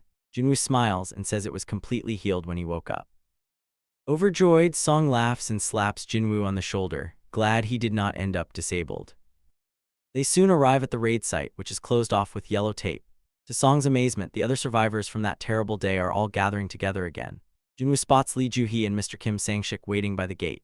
Kim looks incredibly tense and guilty for running away and leaving Jinwoo behind, while Joo-hee looks at Jinwoo with teary eyes, stunned to see him alive and looking like a completely different person. Their reunion is cut short when a group of handcuffed criminals arrives. An official explains that these are rehab hunters sent to reduce their sentences, overseen by a sharp-looking association agent named Kang Tae-shik. Kim Sang-shik complains about entering a dungeon with dangerous criminals, but the official explains there is a severe hunter shortage and notes that Kang is a strong B-rank who will keep them in line. Jinwoo senses that something is deeply wrong and softly begs Joo-hee to back out because it feels dangerous, but she insists on coming along. Realizing they are in this together, the group steps forward into the glowing blue portal, completely unaware of what lies ahead. The chapter starts with Bang Tae-shik from the monitoring department introducing himself. He has brought along a few convicts to help out with the raid. When one of the prisoners complains about being treated like slaves, Tae-shik quickly tells him to shut it. He asks who will lead the raid today, and Mr. Song steps up to take charge. Before they head inside, Mr. Song turns to Jinwoo and asks if he's okay with him leading. Jinwoo says of course he is. Right then, Mr. Song bows deeply, thanking Jinwoo for giving him another chance. He carries a heavy guilt, saying that while it was his fault 11 people died in the double dungeon, it was thanks to Jinwoo that 6 survived. He explains that he is bowing to show his gratitude on behalf of all the hunters. Jinwoo is taken aback and tells him to raise his head, while Joo-hee and Mr. Kim watch the emotional moment quietly. Mr. Kim makes a comment about having no complaints, and suddenly, a goblin leaps out with a loud screech, kicking off the battle. The convicts jump straight into action, tearing through the monsters with brutal ease. One prisoner swings his weapon, laughing about how bland the fight is and telling the monsters to come at them in packs. Another convict delivers a massive punch that completely obliterates a goblin. Watching them fight so ruthlessly, Mr. Kim thinks to himself that it's hard to tell who the real monster is and who the human is. Kim mentions how nice it is that all the survivors from that horrific incident are finally reunited. As they walk, Joo-hee tells Jinwoo how much he has improved. She points out his high-quality dagger, noting how strange it is to see someone who used to fight barehanded suddenly using a weapon. Jinwoo just plays it cool. Joo-hee adds that she didn't even have to heal him once and asks if he secretly trained in martial arts while he was gone. Jinwoo laughs it off, claiming he just does a little exercise every day. Mr. Kim watches Jinwoo from behind, thinking about how much the young man has changed. It's not just his looks, his entire aura is completely different. He used to look helpless, but now he has a relaxed confidence. On the other hand, Kim notices Joo-hee trembling, realizing she is still deeply traumatized and terrified of mere goblins. Soon they reach a three-way split in the path. Kim suggests splitting up to clear the dungeon faster since the difficulty is low, and Mr. Song agrees. Jinwoo walks down his chosen path, sensing the boss is at the end. He knows ordinary goblins don't give much experience, so he needs to defeat the boss to get stronger. But more than that, he is keeping an eye out because Bang Tae-shik is making him uneasy. Meanwhile, the convicts are ruthlessly slaughtering goblins in another tunnel, mocking how weak they are. Bang Tae-shik walks up and asks them a dark question, if they could kill human children. The prisoners find the question boring, replying that starving children in a dungeon would gladly eat your flesh, so of course they would kill them. Tae-shik smiles a twisted smile, agreeing that to kill you must be ready to kill anyone. He plans to report it to the association as if they just ran into 100 goblins. In a separate tunnel, Mr. Kim and his partner walk together. Kim admits he feels immense guilt for running away and abandoning Jinwoo before. He decides that after this raid, he's going to bow his head and formally apologize to Jinwoo, even if he isn't forgiven. Suddenly, they turn a corner and stop dead in their tracks, gasping in complete horror at what lies ahead. The assassin from the monitoring division stands over a terrified prisoner who is begging for his life.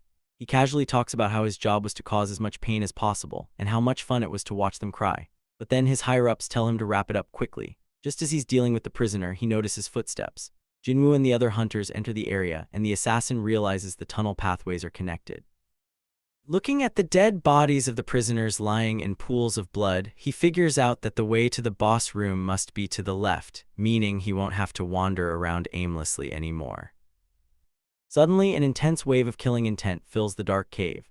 Sensing the danger, the group panics and Mr. Song screams for everyone to turn back. But the assassin moves like a flash, launching a lethal ambush directly at them. In a split second, Jinwoo reacts and completely blocks the strike. The assassin is shocked that someone actually stopped his attack, noting how sharp Jinwoo's senses and strength are. He admits that his original plan was to take out the B-rank healer first to avoid any nuisances, but now he has to change his strategy. With a terrifying glare, he bluntly declares that he's just going to kill all of them instead. Mr. Song yells out in disbelief, demanding to know why a regular guild member would commit such a horrific crime. But the assassin doesn't care and lunges forward through the darkness to slaughter them. Amidst the chaos, Kim Sang-shik's mind flashes back to his family. He remembers talking to his wife and kids about why he risked his life as a hunter, knowing he's just a regular dad who needs to make a living. He desperately repeats to himself that he absolutely cannot die today. Tragically, the assassin slashes him down, leaving him collapsed in a massive pool of his own blood. Jinwoo gasps in horror as he sees Kim Sang-shik bleeding out on the ground. He frantically screams at Joo-hee to hurry up and heal him. Joo-hee desperately channels her green healing magic into Kim's chest, but he's coughing up blood and fading fast. With his final breaths, Kim Sang-shik looks at Jinwoo and tearfully apologizes for abandoning him back in the double dungeon, deeply regretting that he has to say sorry like this. Furious, Jinwoo confronts the assassin, demanding to know why he did this. The man just shrugs it off, casually brainstorming a cover story for the association. He smiles, saying he can just blame it on a monster ambush or claim the criminals broke free and slaughtered everyone. Mr. Song steps forward, ready to fight the assassin himself, but Jinwoo stops him, warning that the man is far too dangerous to handle alone. The assassin gets excited, eager to fight a human opponent for once. Mr. Song asks Joo-hee for a physical strength buff, which makes the killer laugh, asking what a magician thinks he's doing. But Mr. Song calmly draws his blade, revealing that despite his appearances, he's actually a master swordsman ready for battle. Mr. Song knows that physical strength buffs on a magician are usually pretty useless. But right now, he has no choice but to act as a swordsman. He steps up to face the dangerous assassin Kang Tae-shik. Even with Joo-hee backing him up with magical buffs, Mr. Song is fully aware of his own limitations. He compares his current state to installing a powerful car engine onto a regular bicycle. If he goes down a steep hill too fast and fails to control his speed around a sharp curve, it is going to cost him his life. Suddenly, Kang Tae-shik drops down from above with terrifying speed. Their blades clash with a loud ring, sparks flying into the air. Tae-shik just smiles a twisted grin, completely confident in his overwhelming superiority. He mocks Mr. Song, telling him it is completely normal for a magician to be at a massive disadvantage against an assassin type. To him, Mr. Song is just a weak mage holding a blade, someone whose physical level cannot even reach D rank. He openly questions if holding a weapon can even make a difference for someone so weak. The fierce battle continues as Mr. Song tries his best to keep up. Tae-shik actually admits that the old man's movements are pretty good and clearly show a lifetime of practice. Mr. Song pushes his old body past its limits, desperate to find a way to go just a little bit faster. He swings his blade with everything he has, but Tae-shik easily dodges the strike, remaining entirely unimpressed. Tae-shik smiles and notes that while his fast and precise style is cool, that is as far as it goes. He points out that there is a very good reason you never see a magical swordsman among the true masters of hunters. Realizing that Joo-hee's presence as a healer will turn this into a painful endurance battle, Tae-shik decides to change his target. He abruptly turns his back on Mr. Song and darts straight toward Joo-hee to eliminate her as fast as possible. Mr. Song gets absolutely furious at being completely ignored. He shouts that Tae-shik shouldn't look down on him so much and brings his sword down in a massive, devastating strike. He proudly declares that he might not look like much right now, but he actually trained an S-rank student. Even if his physical body cannot keep up anymore, his deep combat skills certainly will.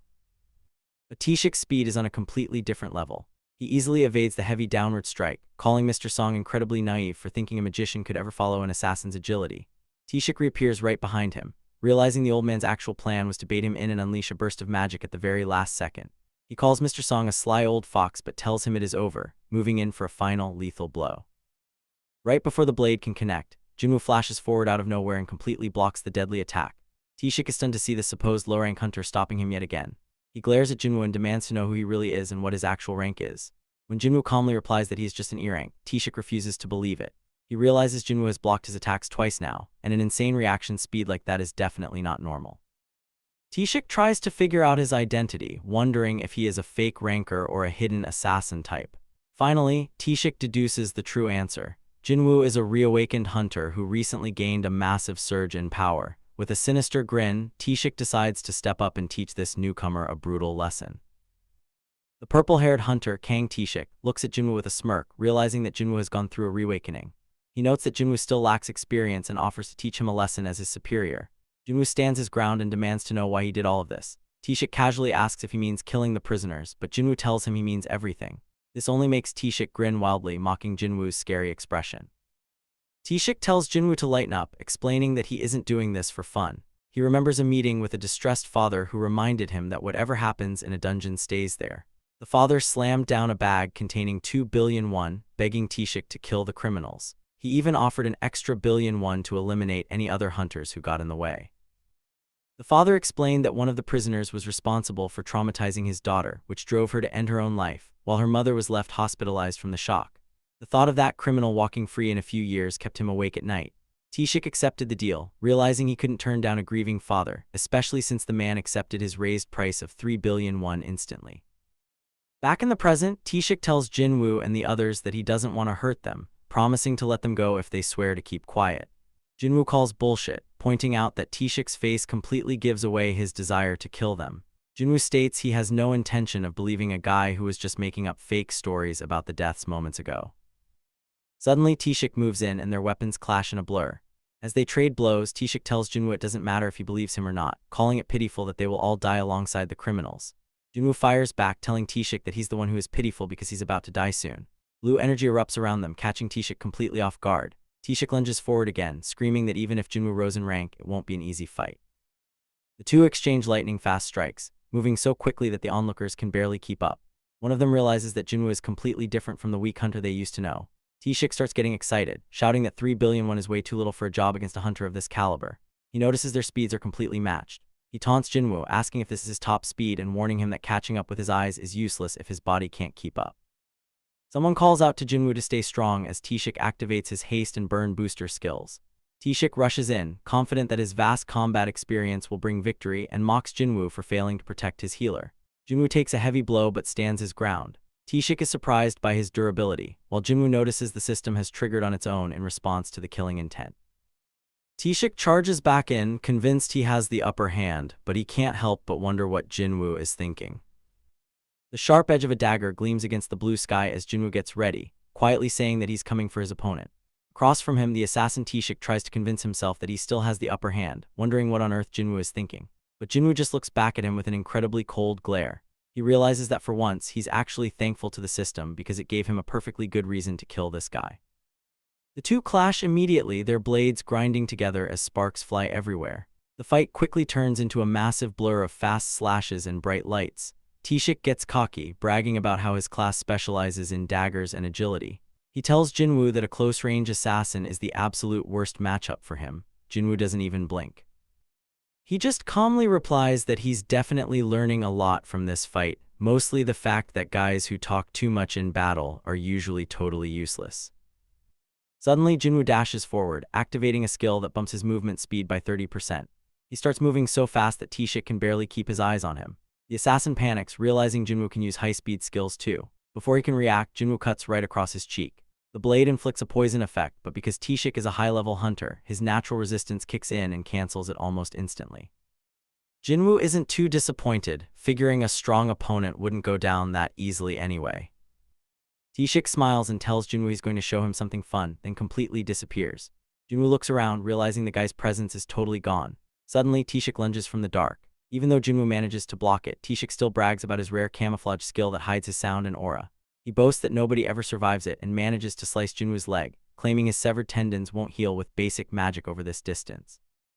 He tells Jinwoo to just stay put, laughing about how he's going to finish him off. Jinwoo looks at him and just says, "You talk too much." Then he instantly activates his status recovery. In a flash, Jinwoo's leg completely heals, leaving T-Shik staring in absolute shock. The assassin can't comprehend how someone can heal instantly like a healer while fighting like an assassin. Jinwoo's expression goes completely blank as he says that even feeling angry at a guy like him is a total waste of time. He steps forward with zero hesitation, aiming straight for T-Shik's neck. Terrified and realizing Jinwoo has clearly killed people before, T-Shik decides to go all out and unleash his full power.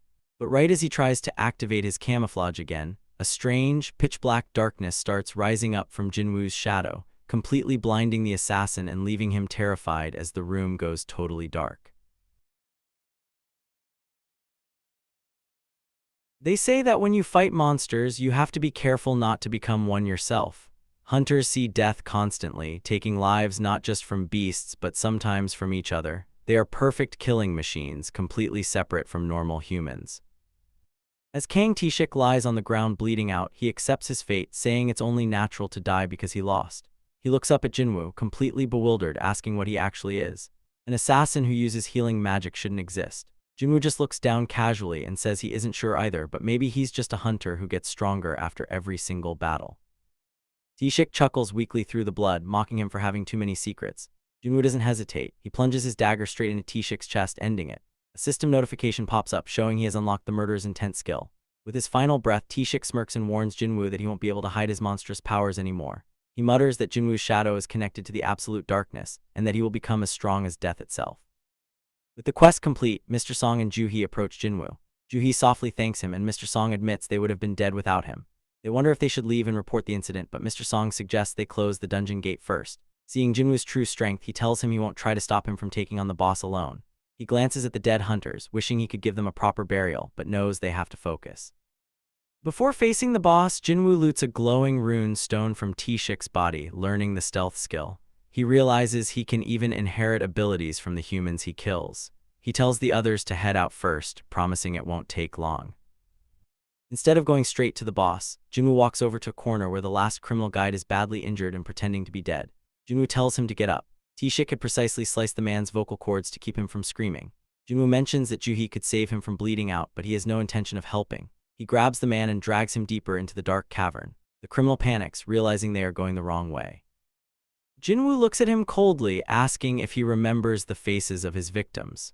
He calls him a monster worse than T-Shik and refuses to let trash like him back into the outside world, leaving him to a silent, terrifying end. Defeating the hobgoblin boss is an easy task. Outside the dungeon, Mr. Song and Joo-hee explain the massacre to a guild employee. Soon, the elite monitoring division arrives, led by the intimidating Woo Jin-chul. He approaches Jinwoo and officially apologizes for the actions of their rogue agent. Jinwoo immediately senses that this A-rank hunter is on a completely different level of power. When Jin-chul asks who killed the B-rank assassin, Mr. Song steps in to cover for Jinwoo. He lies and claims he took T-Shik down with Jinwoo's support. Jin-chul is suspicious but accepts it for the report. Afterward, Mr. Song tells Jinwoo he knew he had a good reason to hide his powers. However, Jin-chul leaves Jinwoo with a dark warning. He reveals that because Jinwoo survived a previous raid, a ruthless S-rank hunter named Hwang Dong-soo will be coming for blood. He warns him that S-ranks are calamities above the law and that Jinwoo needs to be careful because he is now being targeted by a monster that even monsters fear. Jinwoo and Joo-hee are walking through a park at night under the streetlights. Joo-hee looks at him and points out how much he has changed lately. She feels like she hasn't changed at all, admitting she's just too easily scared to be a hunter. Even though she is a high-level B-rank healer, her anxiety always kept her sticking to low-rank dungeons. That is exactly how she always crossed paths with Jinwoo, constantly patching up his endless injuries. She jokes that she used to think he was kind of stupid for always getting hurt, but she always admired his desperate will to live. Then she drops some big news. She's retiring as a hunter and moving back home to Busan. She tells him to look her up if he ever visits, promising to buy him some fresh sashimi. Jinwoo is caught completely off guard. He reminds her of the promise they made to grab a meal together if they survived the double dungeon. Holding a magic crystal tight in his hand, he tells her that next time he's going to ask her out for real. Joo-hee gives him a bright smile, says goodbye and walks away into the autumn leaves. Watching her leave gives Jinwoo a brand new reason to get stronger. He knows S-rank hunter Hwang Dong-soo is looking to hunt him down, so he needs to gain power incredibly fast to survive. The scene shifts to Sunny Mountain Trail, where Jinwoo is standing with his wealthy sidekick Yoo Jin-ho. Jinwoo is totally bewildered by the raid team Jin-ho put together. To meet the legal 10-person requirement for a C-rank dungeon, Jinho hired a ragtag group of misfits, including a guy on crutches, an older heavy drinker, and a young girl looking for quick cash. Jinho is paying them $1,000,000 each just to sit outside the gate and sign a strict confidentiality contract. Meanwhile, Jinho is wearing a ridiculous super shiny suit of custom Italian armor because he thinks he needs to dress for the occasion. The oddball group watches them enter the gate, assuming these two overconfident kids are bound to die. But just an hour later, the gate begins to shrink and close. Jinwoo and Jinho walk out completely unscathed, having killed the boss in record time. Jinwoo casually tells Jinho to move on to the next dungeon, leaving the hired hands completely stunned. Meanwhile, over at the White Tiger Guild, an analyst rushes into his boss's office in a panic. Someone has been buying up the rating rights for every single C-rank gate in the area, driving the prices up to an absurd 200 million won. When the guild executive connects the names Yu Jinho and Sung Jinwoo to the recent double dungeon incident, he senses a massive opportunity and orders his team to find out absolutely everything they can about them right away. The story kicks off with someone typing away at a computer, digging deep into Hunter Sung Jinwoo's recent records. They realize that Jinwoo has somehow survived 3 major incidents that completely wiped out almost everyone else involved. First was the terrifying double dungeon, then the sudden death of Hwang Dongsuk's party, and finally the recent murder of a monitoring supervisor. Connecting the dots, they see a clear pattern. Jinwoo has been hanging around Yu Jinho, whose incredibly wealthy family is currently trying to recruit skilled hunters to form a brand new guild. Looking closer at the files on the screen, Jinwoo is still officially listed as an E-rank hunter, yet he is clearing C-rank gates at an absolutely insane speed. There's only one logical conclusion to draw from this: Jinwoo must be a reawakened person. Inside the White Tiger Guild building, Chief On Sang-min points this out to his assistant as they walk down the hall. He explains that the official report claims a C-rank magician and a B-rank healer defeated a powerful B-rank assassin, which is completely impossible. Assassins counter magicians easily, meaning someone else had to take him down. Out of the very few survivors, Jinwoo is the only suspicious one left. Obsessed with finding out the truth, Chief On decides he's going to personally go out and scout him. Meanwhile, deep inside an icy dungeon, a massive werewolf monster is literally trembling with fear. Jinwoo stands right before it, radiating a terrifying dark aura that sends the beast and its pack running for their lives. But they can't escape him. Jinwoo moves like a flash, unleashing lightning-fast slashes that tear through the monsters in seconds. Even the other raid participants watching from the sidelines are completely blown away by his overwhelming power, noticing he seems even stronger than before. After clearing the room, Jinwoo takes a moment to check his floating system stats. He has leveled up quite a bit and unlocked some amazing new skills. He drinks a mana potion and thinks about the stealth skill rune he looted from the corrupt supervisor Kang Tae-shik. It's incredibly efficient, but the constant mana drain means he might have to start investing stat points into his intelligence. Just as he's reflecting on his new passive dagger arts and vital strike skills, another werewolf lunges at him, but the system alarm suddenly goes off. He has finally hit the required level and a glowing screen pops up with a rare notification. A job change quest has arrived, asking if he will accept. The scene shifts back to the city. Chief On tells his secretary to clear his schedule for the next day, deciding to leave their dungeon reservations on hold while he tracks down his target. Shortly after, Chief On manages to sit down with Jinwoo at a cafe. He introduces himself as the head of management for the prestigious White Tiger Guild and confidently makes a massive recruitment offer. He tells Jinwoo they will double whatever Yu Jinho's family offered him, expecting the former E-rank hunter to be absolutely thrilled by the shortcut to wealth. But Jinwoo completely misinterprets the offer with a totally straight face, asking if the chief is seriously handing over the entire 50 billion won White Tiger Guild building to him. The chapter wraps up with Chief On completely frozen, sweating bullets, and utterly confused by Jinwoo's bizarre response. Jinwoo asks On Sang-min how much the White Tiger Guild's building is worth. On is totally caught off guard and says it should be around 50 billion won. Jinwoo looks at him calmly and asks if he really expects him to just hand over his services for that, revealing that Yu Jinho already offered him a 30 billion won building. On starts sweating, realizing Jinwoo's hidden value must be insane if a massive corporation's son offered that much before his rank was even officially reevaluated. On wonders if Jinwoo is just bluffing to push the price up. Jinwoo notices his doubt and pulls out his phone, offering to prove the deal right then and there. On completely panics, realizing this guy isn't bluffing at all. He stammers that a price that high goes way past his current authority and asks for time to talk to the guild's higher-ups, but Jinwoo doesn't want to waste time and says they're finished. Suddenly, Jinwoo vanishes using a stealth skill. On freezes as a voice speaks right behind his ear, telling him not to turn around. Jinwoo asks directly if they research his background. Terrified out of his mind, On confesses that someone in their guild noticed how incredibly fast C-rank dungeons were being cleared and dug into it. On lays out his theory about Jinwoo's reawakening and how Yu Jinho must have witnessed his power. Jinwoo asks exactly how many people know his secret, and On says it's just him and one subordinate. Jinwoo warns him that if any rumors spread, he'll hold both of them personally responsible. On is sweating bullets, thinking he's about to die, and quickly promises to keep his mouth shut. Jinwoo then brings up the fact that his fast dungeon clearing has been a nuisance, leaving White Tiger with no gates to train their new recruits.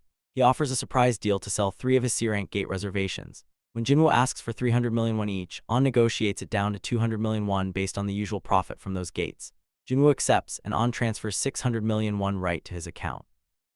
On asks if showing off the stealth skill was a sign of trust, and Jinwoo just says it's fine as long as his secret stays safe.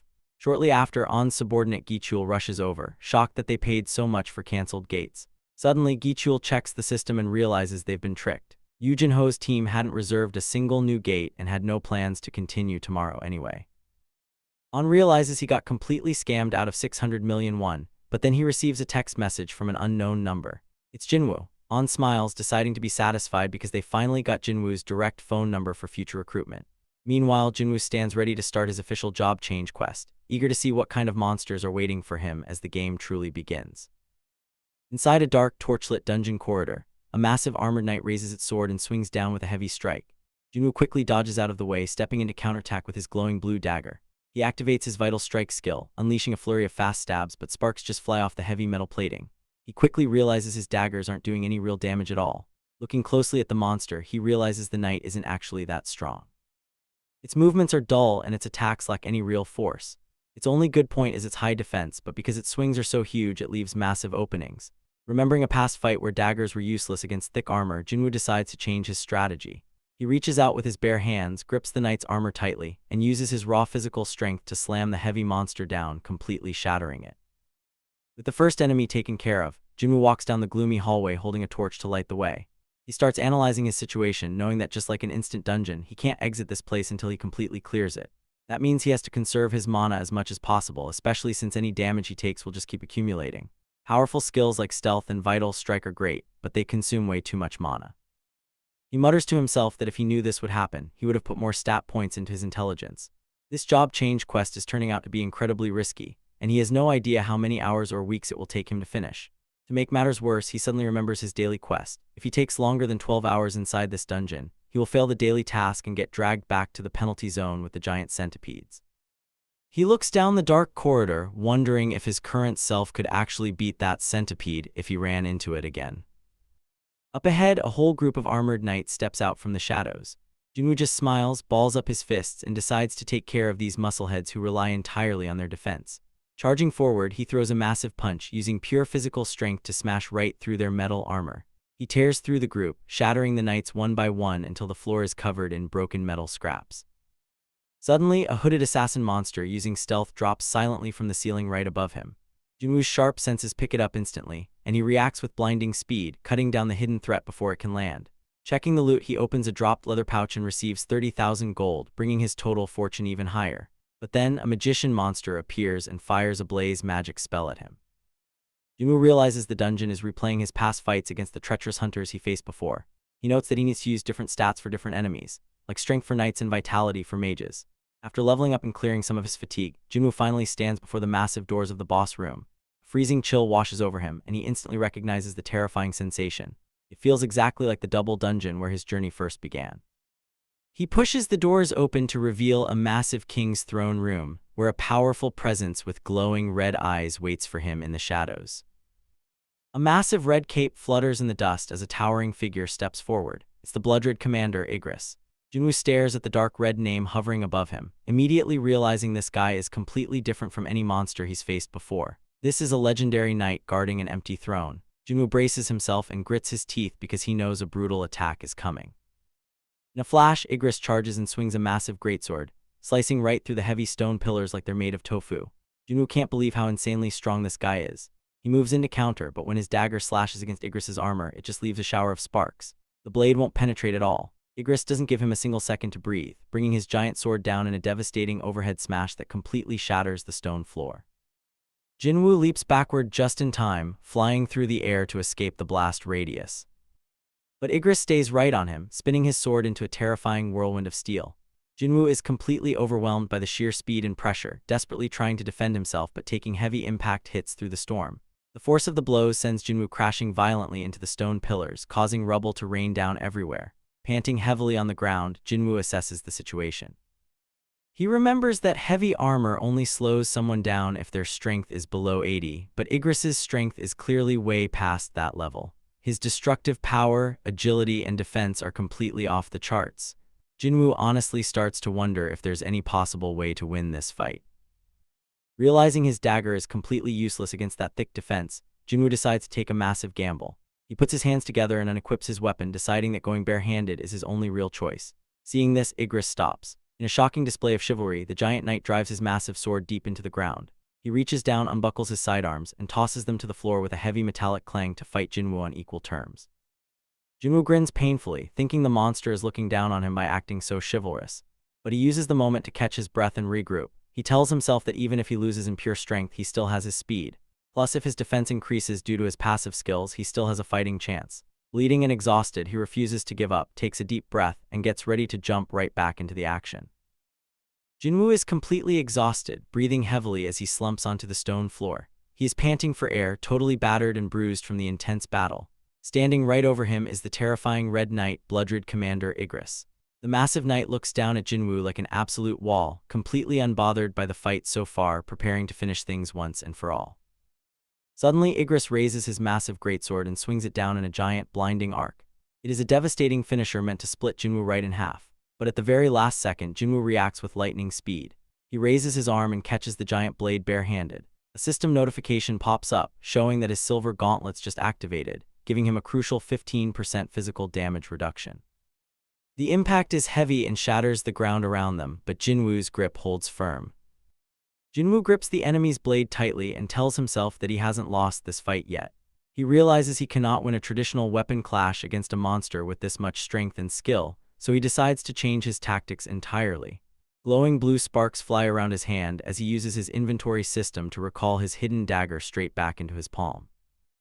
With a sudden surge of adrenaline, Jinwoo lunges forward, bypasses the giant sword, and grabs onto the knight's heavy armor. He tackles Igris, refusing to let go, and manages to find a small gap in the defense. He drives his dagger right into the opening in the armor around Igris's neck. Jinwoo quickly realizes the first strike is way too shallow to do fatal damage, so he grits his teeth and forces the blade even deeper. His eyes flare with intensity as he repeatedly stabs the knight, triggering his active strike skills over and over again. He lets out a massive scream, pouring every single bit of his remaining mana and physical strength into these desperate, close-range attacks. The brutal strategy works. Igris finally loses his strength and crashes heavily to the ground, completely defeated. Jinwoo slumps against the wall, totally drained and catching his breath. He looks at the fallen knight, thinking about how insanely close the fight was. He knows Igris was superior in speed, technique, and experience, and that he only won out of pure luck. As he sits there recovering, the system rewards start dropping. He opens a leather pouch and receives a massive amount of gold, instantly doubling his wealth. Next, he inspects a high-grade piece of armor with incredible stat boosts, along with a rare skill rune stone. But then he notices a hearthstone among the loot. Jinwoo pauses, totally confused. If he just beat the dungeon boss, why would the system give him an item used to escape?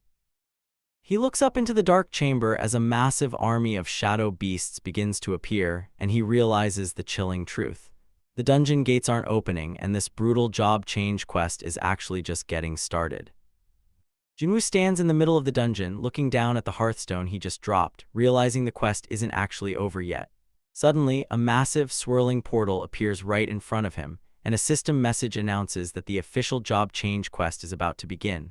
Jinwoo smiles to himself, knowing there was no way things would end that easily. Then the system drops a real bomb, explaining that the longer he survives, the more points he'll get, which will place him into a much higher tier job. The timer resets to 0, and Jinwoo realizes he just has to hold out as long as possible. The clock starts ticking, and heavy metallic clanging noises echo through the room as massive armored knights start marching out of the dark. Looking at them, Jinwoo realizes they aren't on the same terrifying level as Igris, so he can actually take them on even in his current exhausted state. Every single second he stays alive translates directly into more points. As more knights pour through the archway and the timer hits 14 seconds, Jinwoo figures out that his chances of unlocking a rare, hidden class increase the longer the timer runs. He quickly checks his stats to plan a strategy, noting he has 340 mana left.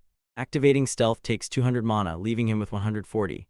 Since maintaining stealth burns 10 mana every second, that extra mana will only buy him another 14 seconds of safety. Even so, he decides to go for it since his health is still decent, resolving to hide and stretch out the time as much as possible. But his plan immediately falls apart when an enemy mage in a dark robe steps forward and casts a spell. A system alert warns him that the magician is using a detection skill, and a massive glowing purple eye opens up in the air, scanning the room and locking right onto him. Jinwoo's eyes widen in pure shock as he realizes they can see right through his stealth. With his cover blown, he has no choice but to fight. He leaps into action, parrying heavy sword strikes and smashing through the knight's thick iron armor. Red light flashes from the knights' helmets as they surround him, forcing him to keep moving and leaping across the battlefield just to stay alive. Realizing he needs to turn the tide, Jinwoo activates his Bloodlust skill, dropping the enemy's stats by 50% for 1 full minute. It costs him 100 mana, meaning he only gets one shot at this, so he rushes forward, punching and slashing wildly to tear through as many knights as possible. But the waves of monsters just keep coming out of the gates. Jinwoo starts to panic, realizing he completely underestimated this trial and wasted way too much mana on stealth. He looks up at the timer, expecting it to be much higher, but it's only at 5 minutes and 8 seconds. He thinks about using the Hearthstone to escape, but then he remembers how everyone used to look down on him as the world's weakest hunter. He refuses to give up such a precious opportunity, and since he started at rock bottom, he is determined to climb all the way to the top. Jinwoo is staring down death, and suddenly everything goes completely dark. He finds himself face to face with a vision of his past, weaker self. This old version of him starts mocking him, asking why he always avoids the safe path and chooses to dance with death instead. It tells him that as a low-level E-rank hunter, he should just be grateful he even made it this far. The past self looks him up and down, pointing out how much taller, more muscular, and sharper he looks now, but then it hits him with a brutal truth. It says the only thing that actually changed is his outer appearance, and that deep down he's still the exact same weakling. After all, he just ended up right back on the brink of death. The voice tells him his courage is actually just recklessness, and in the end, he's still just E-rank hunter Sung Jinwoo. Furious and pushed to his limit, Jinwoo just screams at the vision to shut up. Suddenly, we're back in reality, and a massive armored knight standing right over him, swinging a giant weapon straight down. The strike hits with an absolute crash, completely shattering the stone floor into a massive crater. Jinwoo is left face down in the rubble, barely clinging to life. In this near-death state, the dark vision returns. The voice tells him he still has a long way to go, warning him that from here on out, he'll have to kill more people, make sacrifices, and leave behind friends and family. It even says this path will ultimately lead to his own demise. But right as things look completely hopeless, a loud system alarm goes off. The daily quest time limit has run out, and because he didn't finish it, he's immediately transported to the penalty zone. The next thing he knows, Jinwoo opens his eyes and finds himself lying in a massive, scorching desert under a dark red sky. He checks his status screen and sees his health is down to a critical 53 points, while his fatigue is sitting at a brutal 91. He realizes that failing the daily quest actually saved his life from the knights, and he can't help but laugh at his crazy luck. Just then, the sand starts shifting, and 6 enormous desert centipedes burst out of the ground, completely surrounding him. Jinwoo quickly pulls up the system store to buy mana potions to clear his extreme exhaustion, noting that regular health potions won't heal these deep physical wounds. Even though his body is totally broken, he realizes these monsters don't terrify him the way they used to. He stands his ground, remembering his past self's words, and decides that if the pain doesn't kill him, it'll only make him stronger. With a massive burst of energy, he lunges forward to take down the giant centipedes. Back at home, Jinwoo's sister wakes up from a strange dream and notices how late it is. Looking up at the clock, she wonders why her brother isn't back yet and figures he must still be working late. She feels a bit anxious because she explicitly told him about her parent-teacher meeting today, but she reassures herself that he will definitely show up. Meanwhile, Jinwoo is pushing his limits inside the penalty zone. Surrounded by giant desert centipedes, he activates his vital strike skill over and over to tear through them. As he defeats the monsters, the system continuously alerts him that he is leveling up. This is exactly what he needed, since leveling up in the penalty zone completely restores his health and stamina. He checks the status screen and realizes he only has about 3 minutes left before he is forced to return to the job change quest. Knowing he has to face those heavily armored knights again, Jinwoo realizes his current weapon, Rasaka's Fang, just won't cut it. He needs something much stronger that can pierce through heavy armor, so he opens up the system store.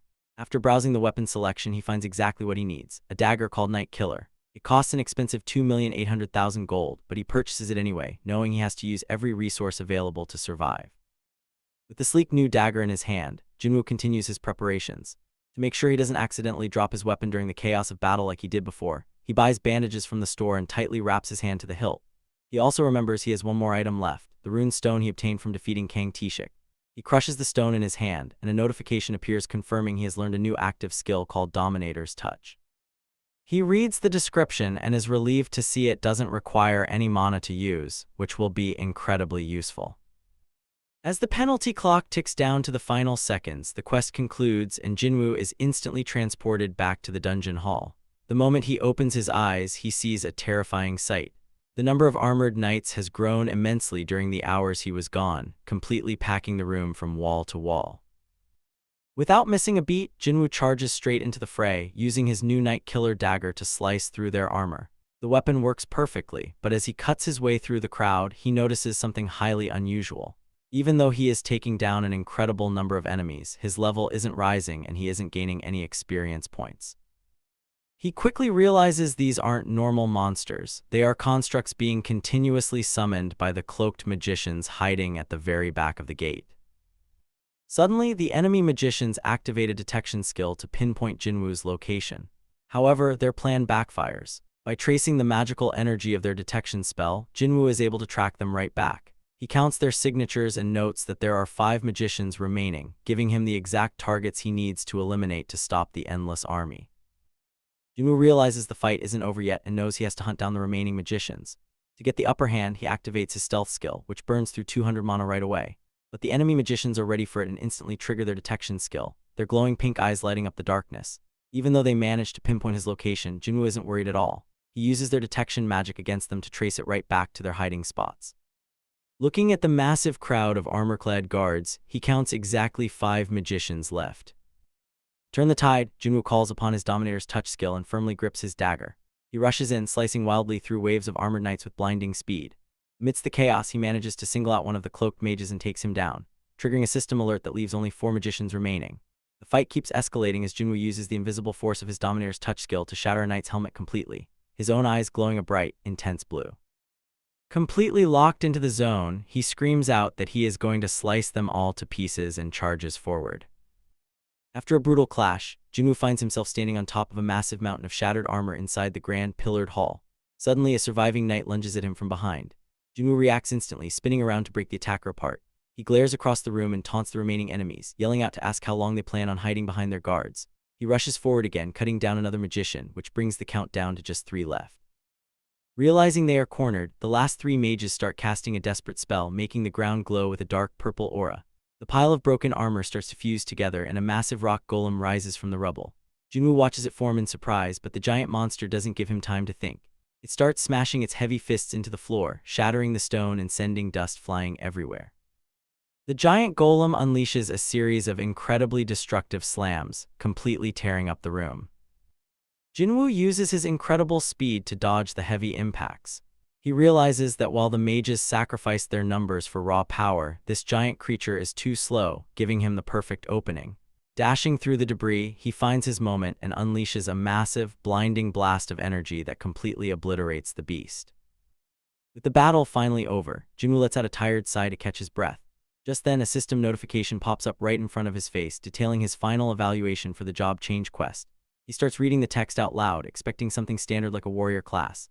But as he looks closer at the screen, his jaw drops in complete shock when he sees the words Army of the Dead, and realizes what his new job is actually going to be. Jinwoo stares at the floating system screen in complete disbelief. His eyes widen as he reads the text. His new job is a necromancer. He is totally thrown off because he hasn't put a single point into his intelligence stat.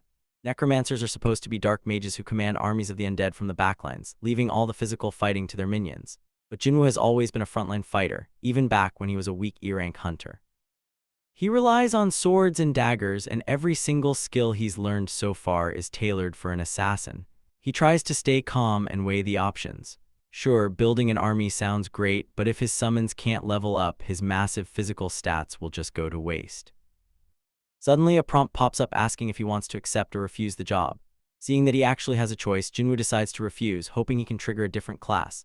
But the system immediately throws a warning back at him, revealing that Necromancer is actually a hidden class. Jinwoo hesitates. He remembers the powerful hunters out there with unique abilities, like the White Tiger Guild Master who can transform into a beast. Hunters with hidden, unique classes are recruited by top guilds and hold immense power. Then it clicks. Unlike typical monster mages who are physically weak, Jinwoo has elite close combat skills. If he can fight on the front lines and command an army at the same time, he could easily clear high-level dungeons entirely on his own. In this system, everything scales with levels and stats, meaning his summons can grow stronger too. He smiles, realizing this isn't just solo leveling anymore. The system then calculates his bonus points from the trial. Because he didn't use a return stone, wiped out every single enemy, and kept his health above 50%, his score breaks the charts. The dark energy around him starts violently swirling, and the system announces a special promotion. Instead of a regular necromancer, Jinwoo is promoted straight to a Shadow Lord. Standing in the quiet, ruined boss room, a new prompt tells him that shadow extraction is now available on the fallen enemies. This is the core ability of his new class, allowing him to turn dead bodies into loyal, summonable soldiers. Jinwoo walks over to the corpse of the terrifying Red Knight Igris. Having a boss-level monster in his army would be a massive game-changer. He looks down at the body, takes a breath, and speaks the command word, "Arise." Dark shadows erupt from the floor, but the extraction isn't easy. The system warns him that the boss has been dead for over 4 hours and his chances are low. Jinwoo doesn't give up. He looks at the fading spirit and tells it to stop guarding an empty throne and start protecting the person standing right in front of him. With absolute authority, Jinwoo commands it to arise one more time. A brilliant explosion of blue and black energy floods the room as a towering Shadow Knight emerges from the darkness and kneels before him. Jinwoo successfully extracts the shadow, names him Igris, and officially checks his updated status window. With his new Shadow Lord title active, Jinwoo smiles at his new loyal knight and tells him to take good care of him. Jinwoo is sound asleep in bed when his phone suddenly starts buzzing. He picks it up groggily, and his sister Jinna is on the other end asking if he's still sleeping. He admits he's a bit tired, but she tells him to check the time and reminds him that he needs to come to her school today. He panics a bit, asking when he needs to be there, and she firmly replies that he needs to arrive by 5 o'clock. Jinwoo reassures her that he won't be late and jumps out of bed to wash up. Standing in the hallway, he realizes he should probably dress a bit better since he is going to meet his sister's teacher after all. Before heading to the school, Jinwoo stops by the bank. He sits down at the counter after his number is called, telling the teller that he would like a new debit card and needs to update his bank book. The bank teller takes his book, but as she looks at the computer screen, her eyes widen in absolute shock. She sees a balance of over 1 billion won and can't believe someone who looks so young has that much money. Curious, she asks him what he does for a living. When Jinwoo casually answers that he's a hunter, she completely understands, noting that hunters really do make a lot of money. She immediately tries to pitch a new financial product to him, but Jinwoo politely declines, saying he's fine. Later, Jinwoo meets up with Jinna at her school.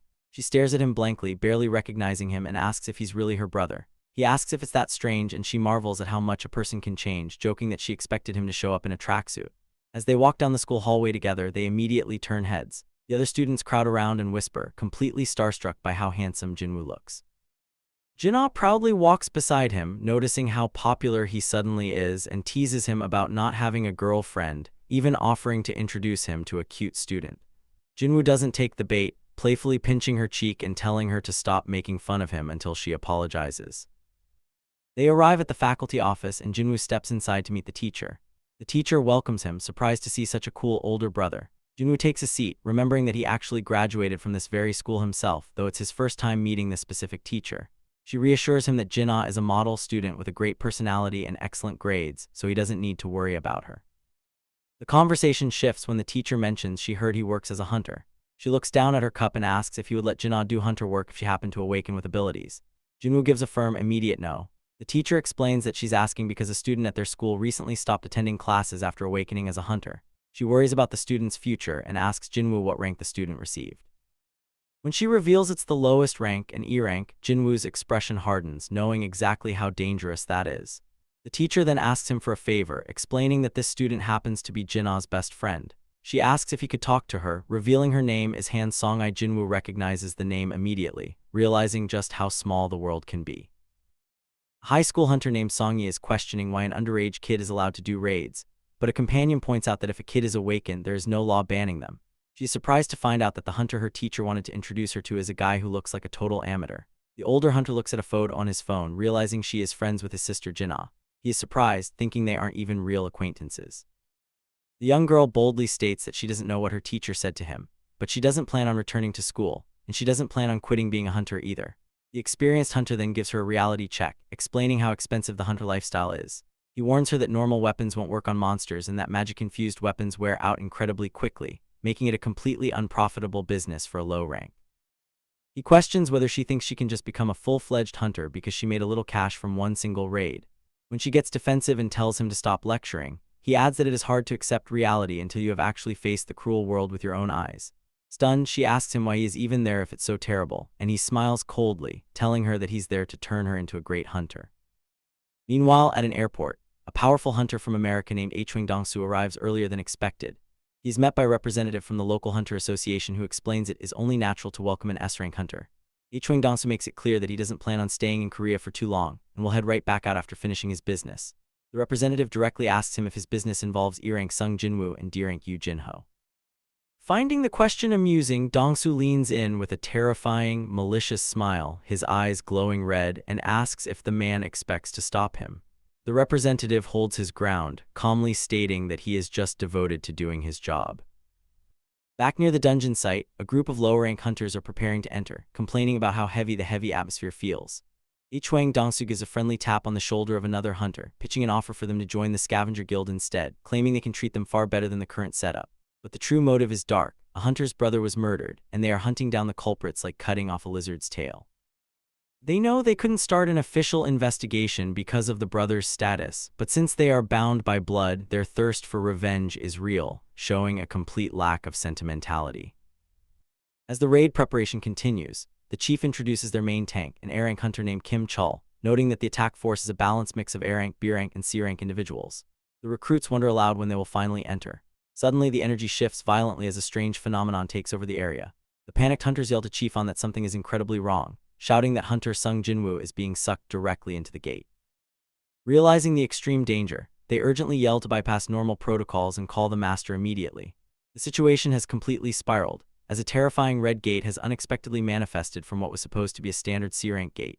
Witnessing this unprecedented threat, White Tiger Guild Master and S-rank hunter Beak Yunho states grimly that he will have to come check out this terrifying anomaly himself. Inside a sleek, dark luxury car driving down the street, an S-rank hunter sits in the back, leaning back and casually complaining that the car isn't fast enough. The driver asks him how his brother's funeral went. He offers to take him to the mortuary, but the hunter shuts him down, saying he has absolutely no interest in the dead and only cares about his brother's scraps.